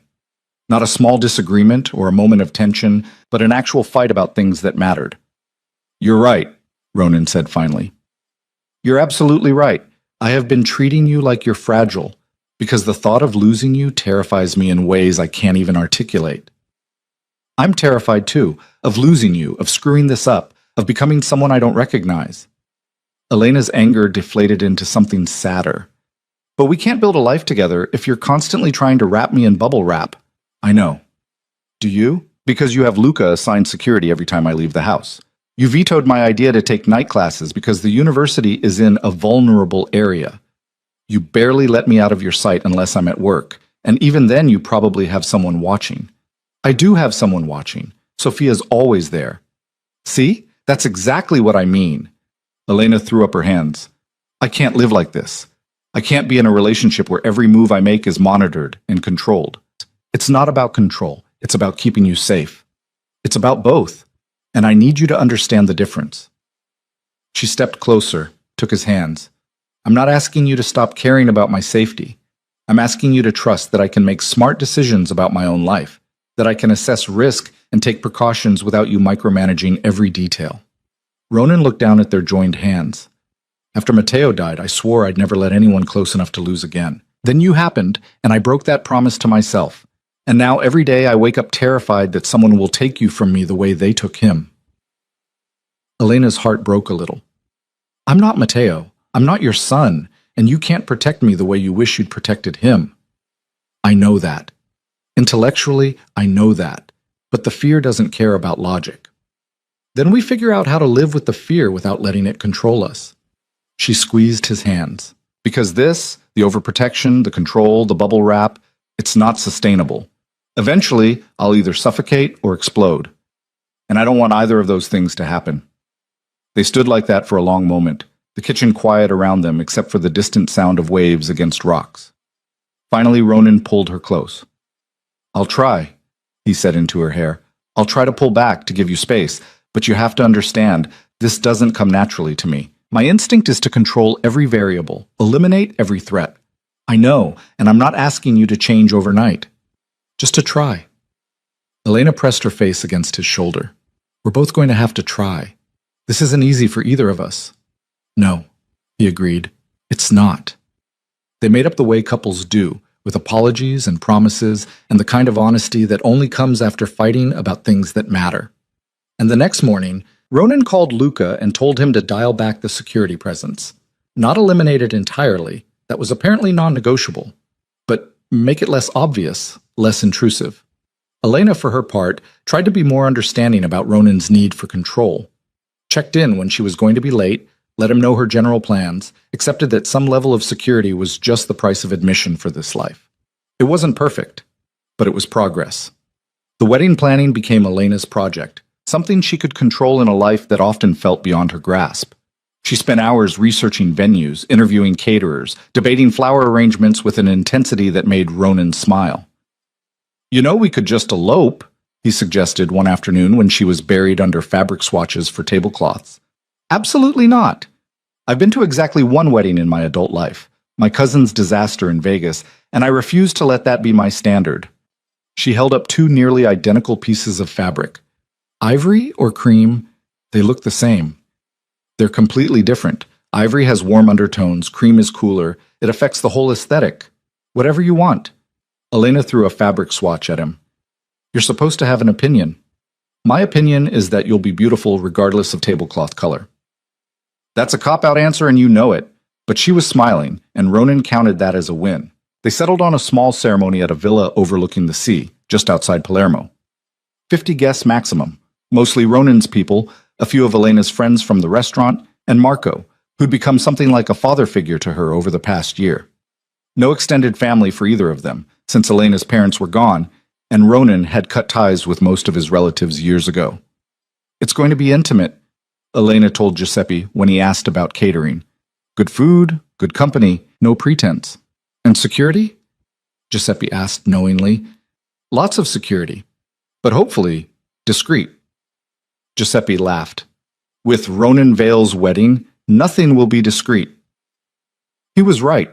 The wedding became an event in Palermo's underworld, the kind of occasion that required careful planning and extensive security protocols. Luca coordinated everything with military precision, turning what should have been a simple celebration into something that required background checks and metal detectors. This is insane, Elena said 2 weeks before the wedding, watching Luca direct a team sweeping the venue for listening devices. We're getting married, not hosting a summit. In our world, they're basically the same thing, Ronan said. Your world is exhausting. Our world, he corrected gently. Like it or not, it's ours now. Elena leaned against him, watching the organized chaos. I do like it. Sometimes I don't want to, but I do. Is that weird? If it is, we're both weird. The week before the wedding, Elena had lunch with Isabella, who'd become an unexpected friend over the past few months. They met at a cafe near the water, Sophia maintaining her usual discreet distance. You're nervous, Isabella observed. Not a question. Terrified, Elena admitted. What if I'm making a huge mistake? What if I'm not cut out for this life? You survived Santoro. You have survived meeting Dante Russo, which some would argue is worse. Isabella sipped her espresso. You are stronger than you think. I don't feel strong. I feel like I'm constantly one wrong move away from disaster. Welcome to being a woman in this world. We are always one wrong move from disaster. The trick is to make the right moves count more. Isabella leaned forward. Let me tell you something. When I married my husband 30 years ago, I was young and stupid and thought love would be enough. It wasn't. He died badly, and I was left with nothing but debts and enemies. I'm sorry. Don't be. I took what he left and built something better. Now I run more territory than he ever did, and I do it without the weaknesses that killed him. She met Elena's eyes. You have something I didn't have, a partner who actually respects you. Ronan listens when you speak. That is rare. Don't waste it. I won't. Good. And Elena, wear comfortable shoes to the wedding. You will be on your feet all day, and nobody cares if your heels are fashionable if you are limping. Elena laughed. That's your big advice? Comfortable shoes? It is better than most wedding advice you will receive. Trust me. The night before the wedding, Elena stayed at her old apartment, the one she'd never quite given up, kept just in case she needed somewhere that was entirely hers. It felt strange being there after months at the villa, but tradition was tradition, and Ronan had insisted on doing this part properly. She couldn't sleep. Kept thinking about everything that had led to this moment. The spilled wine, the Thursday dinners, the kidnapping, the proposal. A year ago, she'd been a woman with no direction, running from anything that felt too permanent. Now she was hours away from marrying one of the most dangerous men in Sicily. Her phone buzzed. A text from Ronan. Can't sleep either. Elena smiled and typed back. Getting cold feet? Never. You? Terrified. But in a good way. That makes one of us. You're not scared? There was a long pause. Then, I'm terrified I'll wake up and this will all be a dream, that you'll realize you deserve better and disappear. Elena's throat tightened. She called instead of texting. Hi, Ronan answered on the first ring. Hi, you know I'm not going anywhere, right? I know, doesn't stop the fear. I'm scared too, that I'll mess this up, that I'll never be good enough for your world, that... She stopped herself. That what? That you'll wake up one day and realize you only wanted me because I was different from your life. And once I'm part of it, I'll just be another thing you manage instead of someone you love. Elena. His voice was rough. That's not going to happen. You can't know that. Yes, I can. Because you're not something I manage. You're the person who makes me remember why I'm alive. And that doesn't change just because we're making it official. She wiped at her eyes, annoyed to find herself crying. I love you. I love you too. Get some sleep. You too. See you tomorrow? Wouldn't miss it. Elena hung up and stared at her phone for a long moment. Then she got up, grabbed her laptop, and wrote Ronan a letter. Not about fear or doubt, but about all the things she wanted to say and probably wouldn't manage during the ceremony. About how he'd changed her life, challenged her, made her braver than she'd ever thought possible. About how she was choosing this, choosing him, with eyes wide open and zero regrets. She sealed the letter in an envelope and texted Sophia to deliver it in the morning. Then, finally, she slept. The wedding day arrived with perfect weather, clear skies, warm breeze, the kind of day that made you believe in good omens. Elena got ready surrounded by the few girlfriends she'd made in Palermo, including Isabella, who showed up with expensive champagne and a knowing smile. You look beautiful, Isabella said when Elena finally put on the dress, a simple silk gown that somehow managed to be elegant without being fussy. I look terrified. That too, but mostly beautiful. Isabella handed her a glass of champagne. To new beginnings and comfortable shoes. Elena laughed and drank. The ceremony was held on a terrace overlooking the Mediterranean, the same view Ronan had shown her on their first real date. 50 chairs arranged in neat rows, flowers everywhere, and security that tried very hard to be invisible. When the music started and Elena began her walk down the aisle, she saw Ronan at the end waiting for her. He was wearing a dark suit that made his gray eyes look silver, and his expression when he saw her was worth every moment of doubt she'd had. She'd written vows, had them memorized, but when the moment came, the carefully chosen words disappeared. "I spilled wine on you, and," she said instead. "And you didn't run. You could have. Should have, probably. But you didn't, and neither did I. That's what this is. Choosing not to run even when it's hard, even when it's scary. I choose you, Ronan. I choose this life. I choose us." Ronan's vows were simpler. "You brought me back to life when I'd forgotten what living felt like. I will spend the rest of my days being worthy of that gift. I love you, Elena. That's all I know, and it's enough." The officiant pronounced them married, and when Ronan kissed her, Elena heard cheers from the assembled guests and thought about all the impossible ways life could surprise you. The reception was loud and joyful and exactly what Elena had wanted. Giuseppe had outdone himself with the food. The wine flowed freely. People laughed and told stories and celebrated like this was more than just a wedding, like it was a declaration that hope could exist even in dark places. Dante Russo gave a speech about loyalty and family that made Elena cry. Isabetta told an embarrassing story about Ronan from 20 years ago that made him blush. Luca, surprisingly, got drunk and serenaded them with an old Sicilian song that was either beautiful or terrible, depending on your tolerance for off-key crooning. But the best part was late in the evening, when the crowd had thinned and Elena found herself slow dancing with her husband under strings of lights while the sea whispered against rocks below. "Happy?" Ronan asked. "Incredibly." "No regrets?" "Not a single one." She looked up at him. "You?" "Just one."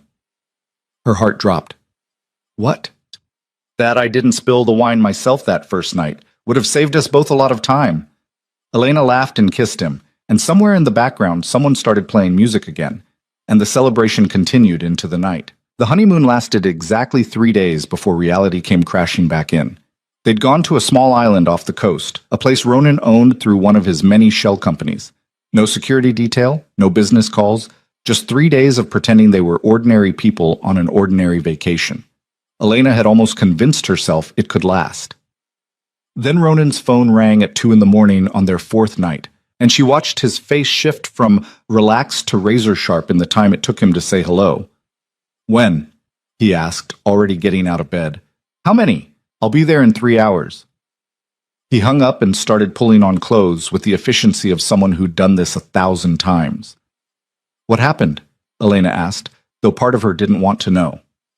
"Warehouse fire, one of our main storage facilities in Catania. Luca thinks it was arson." Ronan was strapping on his shoulder holster now, the gun a stark reminder of the life they'd briefly escaped. "I need to go handle this." "I'm coming with you." "Elena, I'm your wife now. That means I don't get left behind when things get complicated." She was already getting dressed. "Besides, you promised. No more bubble wrap, remember?" Ronan looked like he wanted to argue, but something in her expression must have convinced him. "Stay close to me. Do exactly what I say. If I tell you to leave, you leave. Deal?" "Deal." The drive back to Sicily was tense and silent. When they arrived at the warehouse district, the fire was mostly out, but smoke still poured from the charred remains of a building that had apparently held millions in product. Luca met them at the perimeter, his face grim. 3 casualties. All ours. Whoever did this knew the security schedules, knew where to hit for maximum damage. He glanced at Elena, then back to Ronan. "We need to talk, privately. Anything you need to say to me, you can say in front of my wife." The words still felt strange on Elena's tongue, but she appreciated Ronan claiming it so firmly. Luca hesitated, then nodded. "We think it was the Corsicans. Retaliation for the Marseille situation. They've been making noise for months about wanting a bigger piece of the shipping routes." "Let them make noise. We're not giving up territory."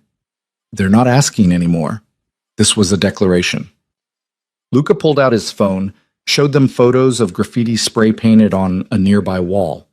Elena couldn't read the Italian, but the skull and crossbones were universal enough. Ronan's jaw tightened. Set up a meeting. Tell them we're willing to negotiate. You're not actually going to negotiate, Elena said. It wasn't a question.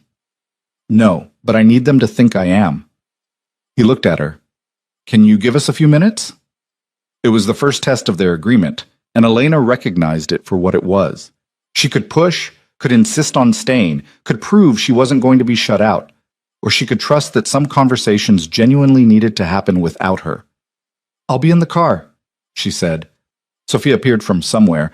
Apparently even the honeymoon hadn't been completely security-free, and escorted Elena back to the vehicle. They sat in silence while men in expensive suits moved around outside, having conversations Elena couldn't hear but could easily imagine. Does it ever get easier, she asked Sophia. Knowing what they do? Living with the violence? Sophia was quiet for a moment. You learn to compartmentalize, to separate the man you love from the work he does. But easy? No, it never gets easy. How long have you worked for Ronan? 5 years, since my husband was killed by the Albanians. Sophia's face was expressionless. Ronan took care of the men responsible, gave me a job when no one else would. I owe him my life. What?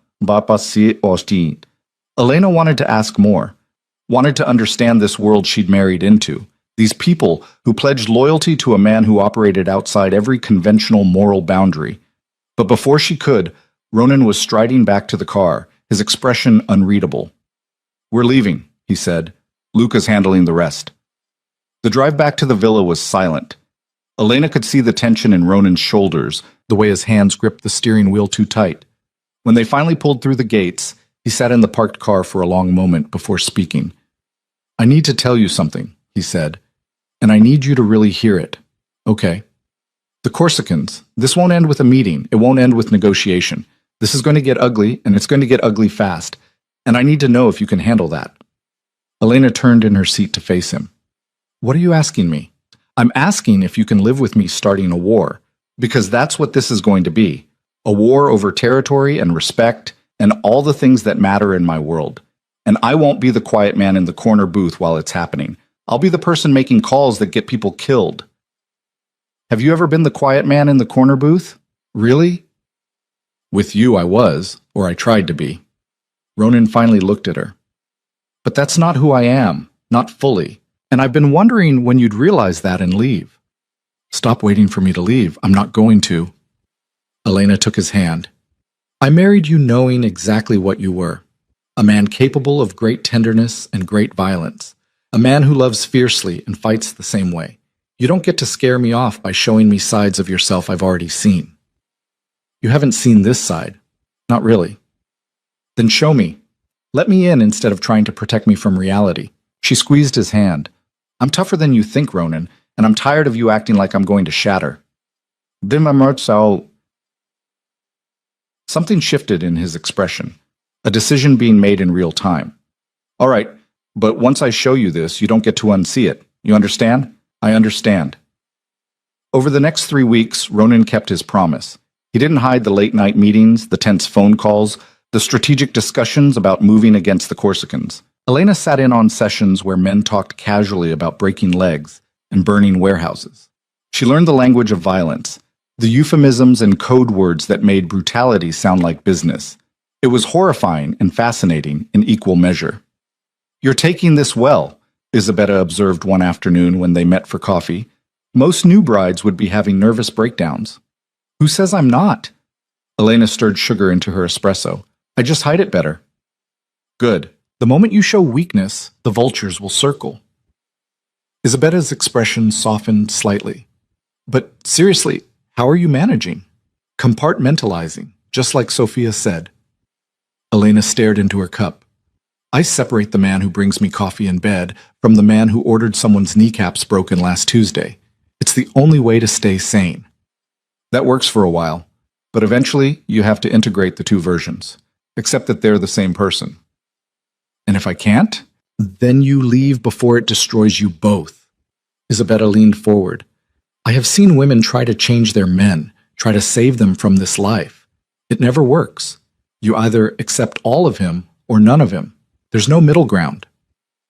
Elena thought about this on the drive home, about the different versions of Ronan she'd encountered, the grieving father, The protective lover, the cold strategist planning violence with the same focus he brought to everything else.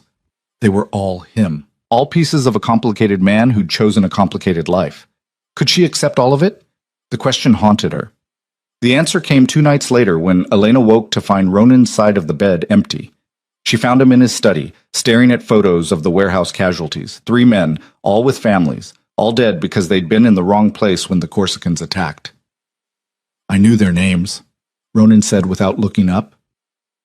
Pietro had a daughter getting married next month. Antonio was sending money back to his mother in Naples. Marco, his voice cracked slightly. Marco had just found out his wife was pregnant. Elena came to stand behind him, wrapped her arms around his shoulders. It's not your fault. Yes, it is. They worked for me, died because of me. They died because someone else chose violence. You didn't light that fire, Ronan. I might as well have. My business, my territory, my war. Their blood is on my hands. He turned to look at her, and his eyes were red. How can you stand to touch me knowing that? It was the most vulnerable she'd ever seen him, this man who usually wore his power like armor.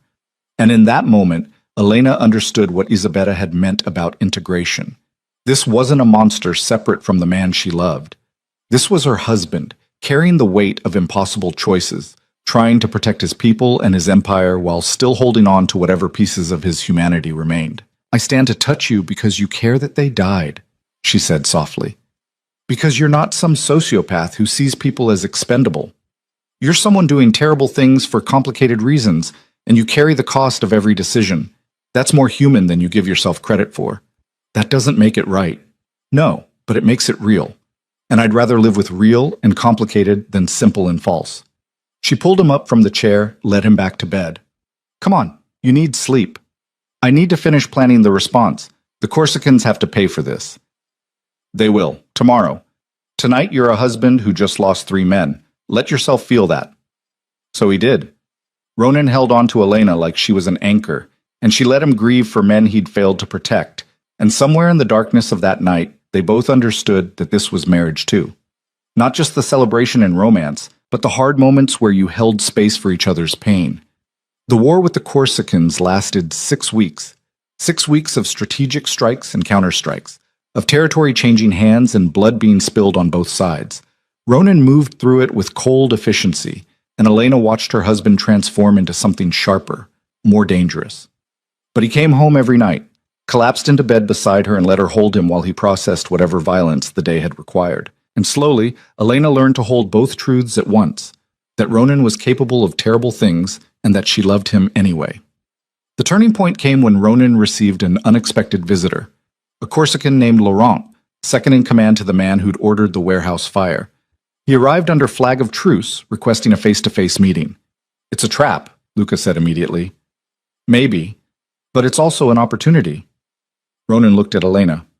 What do you think? She blinked. You're asking my opinion on strategy?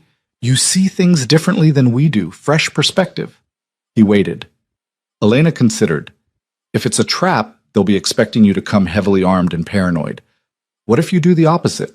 Meet somewhere public, minimal security, show you're not afraid of them. Luca looked skeptical. That's incredibly risky. All of this is incredibly risky, Elena pointed out. But sometimes the unexpected move is the right one. Ronan studied her for a long moment, then nodded. We'll meet at the cafe on Via Roma, tomorrow afternoon. Just me and Luca. And me, Elena added. Absolutely not.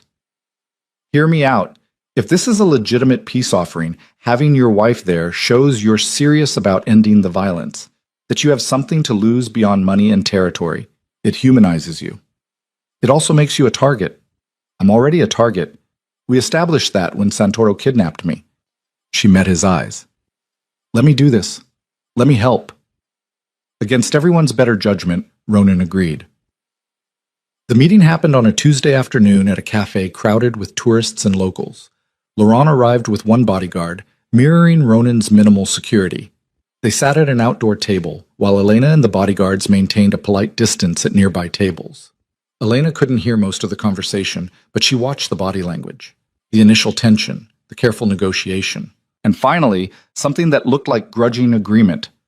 When Ronan stood and shook Laurent's hand, Elena knew the war was over. "What happened?" she asked on the drive home. "We agreed to split the disputed territory. Neither side wins completely, but we both get enough to save face." Ronan glanced at her. "Your idea worked. Laurent said bringing you showed I was serious about peace, that I had something worth protecting beyond my empire. So I'm a strategic asset now?" Elena tried to keep her tone light. "You're my wife. But yes, you're also someone these men respect. That matters in this world."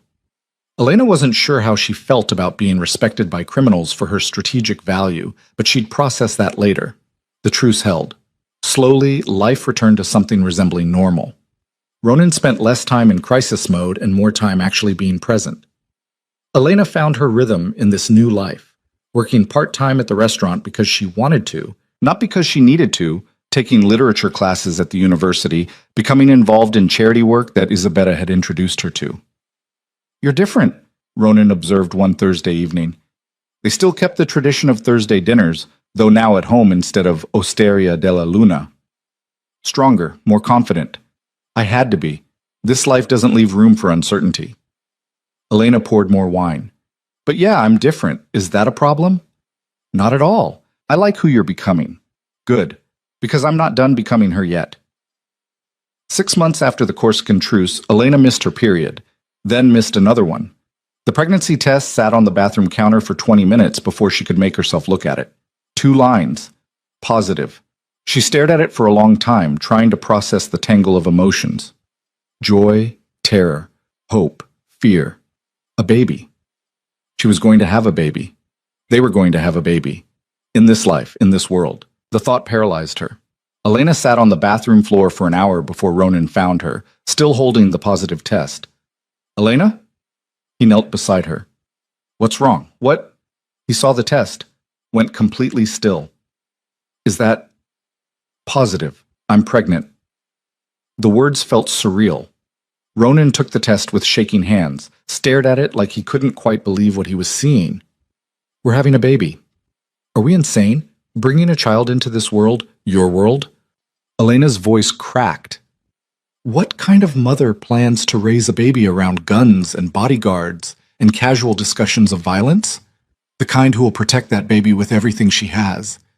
Ronan set down the test and took her hands. "Elena, look at me. Are you happy about this? Setting aside all the complications, all the fear, are you happy?" She made herself really consider the question, found the answer underneath all the terror. "Yes," she whispered. "I'm terrified, but yes, I'm happy." "Then we'll figure out the rest." He pulled her into his arms. "We'll figure out how to keep our child safe. How to give them a good life despite everything. We'll do what parents have always done, the best we can with what we have. What if it's not enough? What if it is?" He pulled back to look at her. "I've failed at this before, Elena. I lost Matteo, and that will haunt me forever. But that doesn't mean I'll fail again. We won't let fear win." She wanted to believe him, wanted to trust that love and intention would be enough to protect this new life growing inside her. "I need you to promise me something," Elena said. "I need you to promise that our child won't grow up the way Matteo did. Separate from your business, but still vulnerable because of it. If we're doing this, we do it honestly. We create a life where safety doesn't depend on secrets." Ronan was quiet for a long moment. "That means changing things, fundamentally changing how I operate." "I know. It won't happen overnight. I know that too, but I need to know you're willing to try. That you want our child to have better than what we had to give Matteo. I want that more than anything." He pressed his forehead against hers. "I'll do whatever it takes. I promise."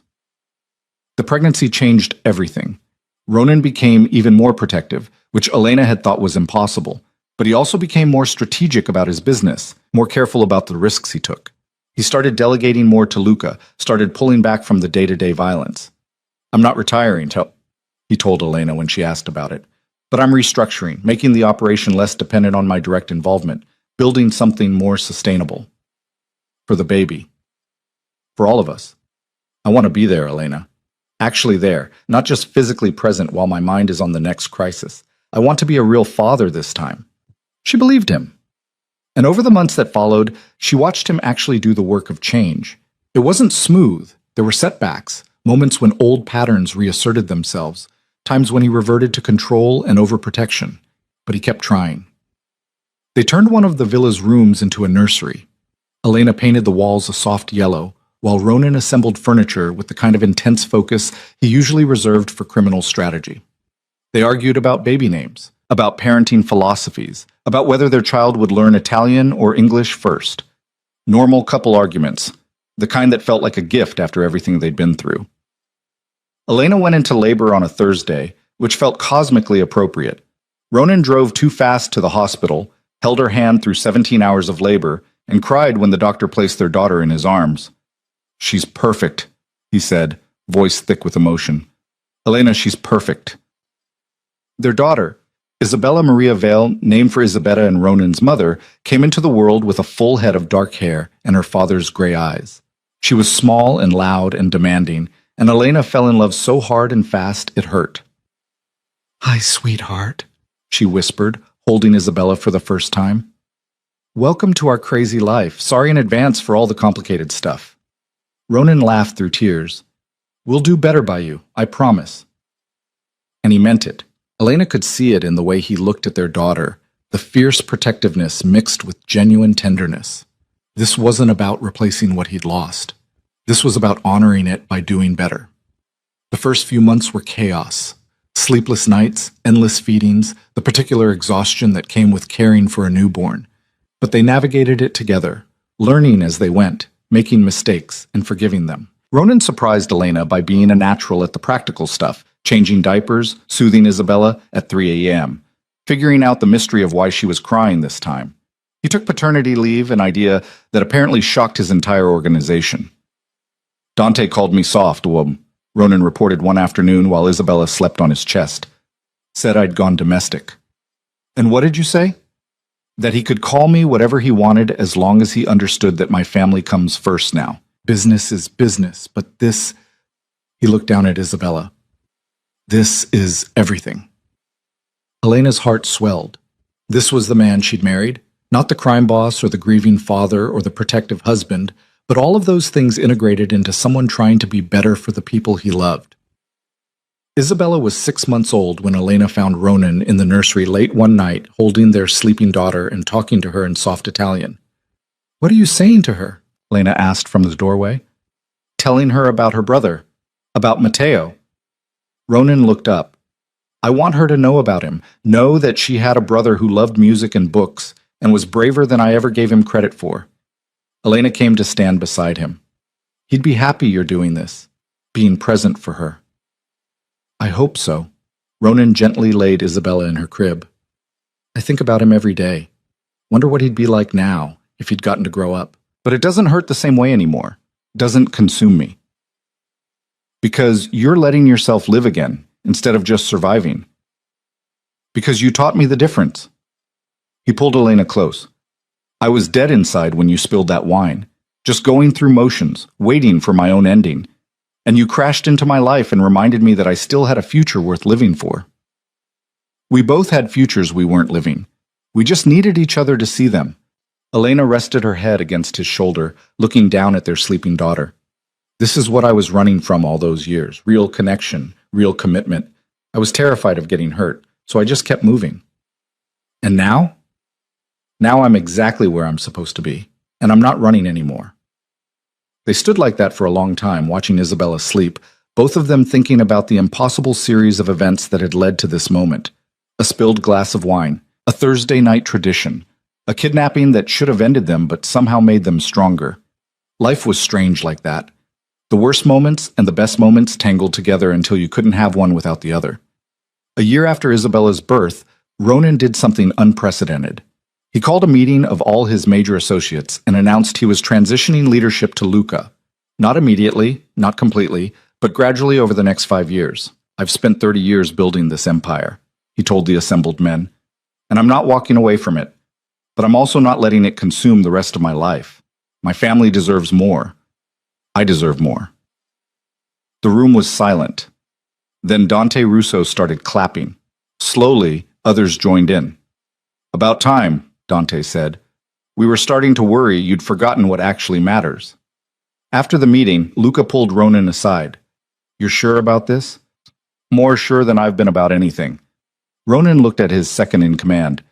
You're ready. You've been ready for years, and I trust you to keep this thing running without me micromanaging every decision. What will you do? Ronan smiled. Live. Actually live instead of just moving through days. Spend time with my wife and daughter. Maybe finally learn to cook those recipes Giuseppe's been trying to teach me. The kingpin becomes a house husband. Never thought I'd see it. I'm still the kingpin, just a part-time one. Ronan's expression turned serious. But Luca, if anything happens to my family, if anyone tries what Santoro tried, they'll have to go through all of us. You have my word. The transition took time. Ronan didn't become a different person overnight. There were still moments when he reverted to old patterns, when the need for control overwhelmed everything else. But he kept working at it, kept choosing his family over his empire, kept proving that people could change if they wanted it badly enough. Elena watched her husband transform from a man defined by grief and violence into someone more balanced, more whole. Not perfect. Ronan would never be perfect, but genuine in his effort to be better. And she changed too. The woman who'd spilled wine on a stranger's table became someone confident in her own power, comfortable in a world she'd never imagined inhabiting. She took over several of Ronan's charitable foundations, using his money to actually help people instead of just laundering it through legitimate causes. Found purpose in building something positive from the ruins of violence. Isabella grew into a bright, stubborn toddler who had her father wrapped around her tiny finger. She learned to walk, to talk, to demand exactly what she wanted with the kind of certainty that suggested she'd inherited both parents' determination. On Isabella's second birthday, Elena found herself back at Osteria della Luna for the first time in months. Giuseppe had insisted on catering the party, and the restaurant's private room was filled with friends, some legitimate, some decidedly not, but all genuinely happy to celebrate this strange family they'd become part of. Marco, the owner, pulled Elena aside during the celebration. I remember the night you spilled that wine, he said with a smile. Thought you'd be fired by morning. I thought I was going to get murdered by a crime boss I'd just soaked with Chianti. And instead you married him. Life is funny like that. Hilarious. But Elena was smiling. Thank you, Marco, for giving me that job, for introducing me to this world. I know it wasn't what you intended, but it was exactly what was supposed to happen. I saw how Ronan looked at you even that first night, like someone had turned on a light in a dark room. Marco patted her hand. You're good for him. Good for all of us. The party continued late into the evening. Isabella fell asleep in Ronan's arms while Dante told stories about the old days, and Isabetta argued with Giuseppe about proper risotto technique. It was chaotic and warm, and exactly the kind of chosen family Elena had always wanted, but never thought she'd find. Later, after everyone had left and Isabella was tucked into bed, Elena and Ronan sat on their terrace overlooking the sea, the same view from their wedding, from 1,000 quiet moments before. Happy? Ronan asked, pulling her close. Impossibly so. Elena rested her head on his shoulder. 3 years ago, if someone had told me I'd be married to a Sicilian crime boss with a toddler and zero regrets, I would have thought they were insane. Would you have believed them if they told you that crime boss would be the happiest he'd ever been? Probably not. You weren't exactly radiating joy when we met. I was radiating nothing. That was the problem. He pressed a kiss to her temple. You changed everything, Elena. Gave me reasons to keep living instead of just existing. I don't say it enough, but thank you. You don't need to thank me for loving you. That's the easiest thing I've ever done. They sat in comfortable silence, listening to waves and wind and the distant sounds of Palermo at night. Two people who'd found each other in the most unlikely way, who'd survived violence and loss and impossible choices, who'd built something real from the wreckage of their separate griefs. I've been thinking, Elena said eventually, about opening a bookstore. Something small, nothing fancy, a place where people can come read and drink coffee and just exist without pressure. I think that's a great idea. Yeah? She looked up at him. You don't think it's impractical? That I should focus on the foundations or the family, or I think you should do whatever makes you happy. You've spent enough time supporting my ambitions, time to pursue your own. Ronan smiled. Besides, Isabella needs to learn that her mother is more than just her father's wife, that she's her own person with her own dreams. Elena's eyes stung. Even after everything, Ronan could still surprise her with his understanding. "I love you," she said. "I love you too, more than I thought I was capable of loving anyone." Inside, Isabella cried out in her sleep. Both of them moved to get up, but Ronan waved Elena back down. "I've got her. You relax." She watched him go, this man who'd been so broken when they met, who'd slowly pieced himself back together through love and intention and the daily choice to be better. Not perfect, never perfect, but genuine in his effort to deserve the second chance life had given him. And Elena understood something important then. This was the real story, not the dramatic rescue or the romantic proposal or even the beautiful wedding. Those were just moments. The real story was in all the small choices that came after. The decision to stay when leaving would be easier. The effort to integrate instead of compartmentalize. The daily work of loving someone complicated and being loved despite your own complications. That was the thing about broken people finding each other. They didn't magically heal each other. Healing was work.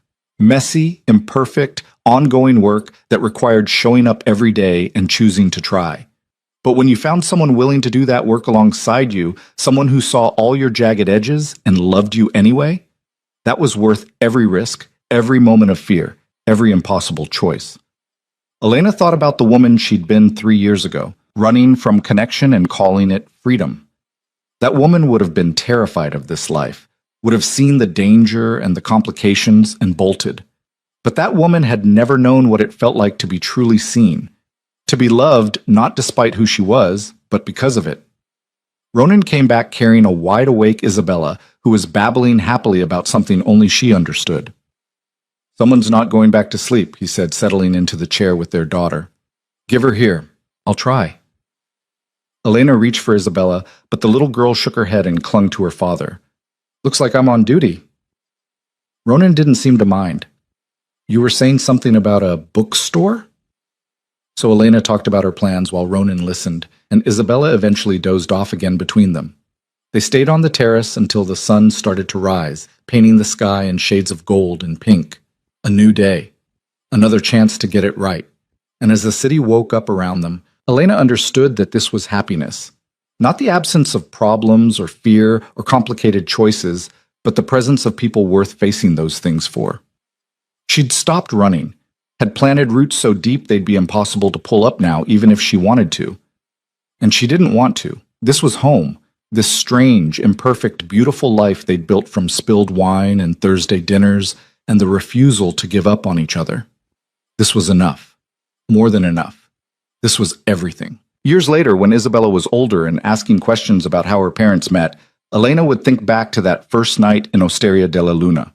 Would remember the moment when their lives collided over a tray of dirty dishes and a bottle of red wine.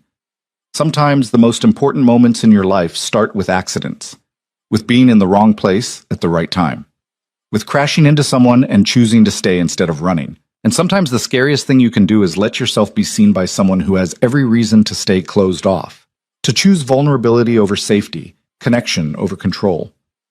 Elena had been running from that kind of intimacy her entire adult life. And Ronan had been buried under grief so thick he'd forgotten what it felt like to want more than survival.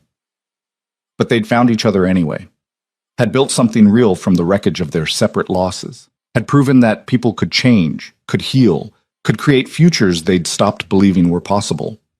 Not because they were perfect, not because love solved everything, but because they kept choosing each other. Every single day, through violence and peace, through fear and joy, through all the impossible complications of building a life together. That was the real story, the one worth telling. Two broken people who crashed into each other and refused to let go, who learned that sometimes the best things in life start with mistakes, that healing isn't about becoming undamaged, but about finding someone willing to hold your hand while you carry your scars, and that family isn't about blood or convention or doing everything right. It's about showing up, being honest, loving fiercely even when it's terrifying. That was what Elena and Ronan had built. What they were still building, one Thursday at a time, one choice at a time, one moment of staying instead of running. And as the sun rose fully over Palermo, painting their terrace in golden light, Elena looked at her husband and daughter and felt a certainty she'd spent her whole life searching for. This was exactly where she was supposed to be. And she was finally, completely home.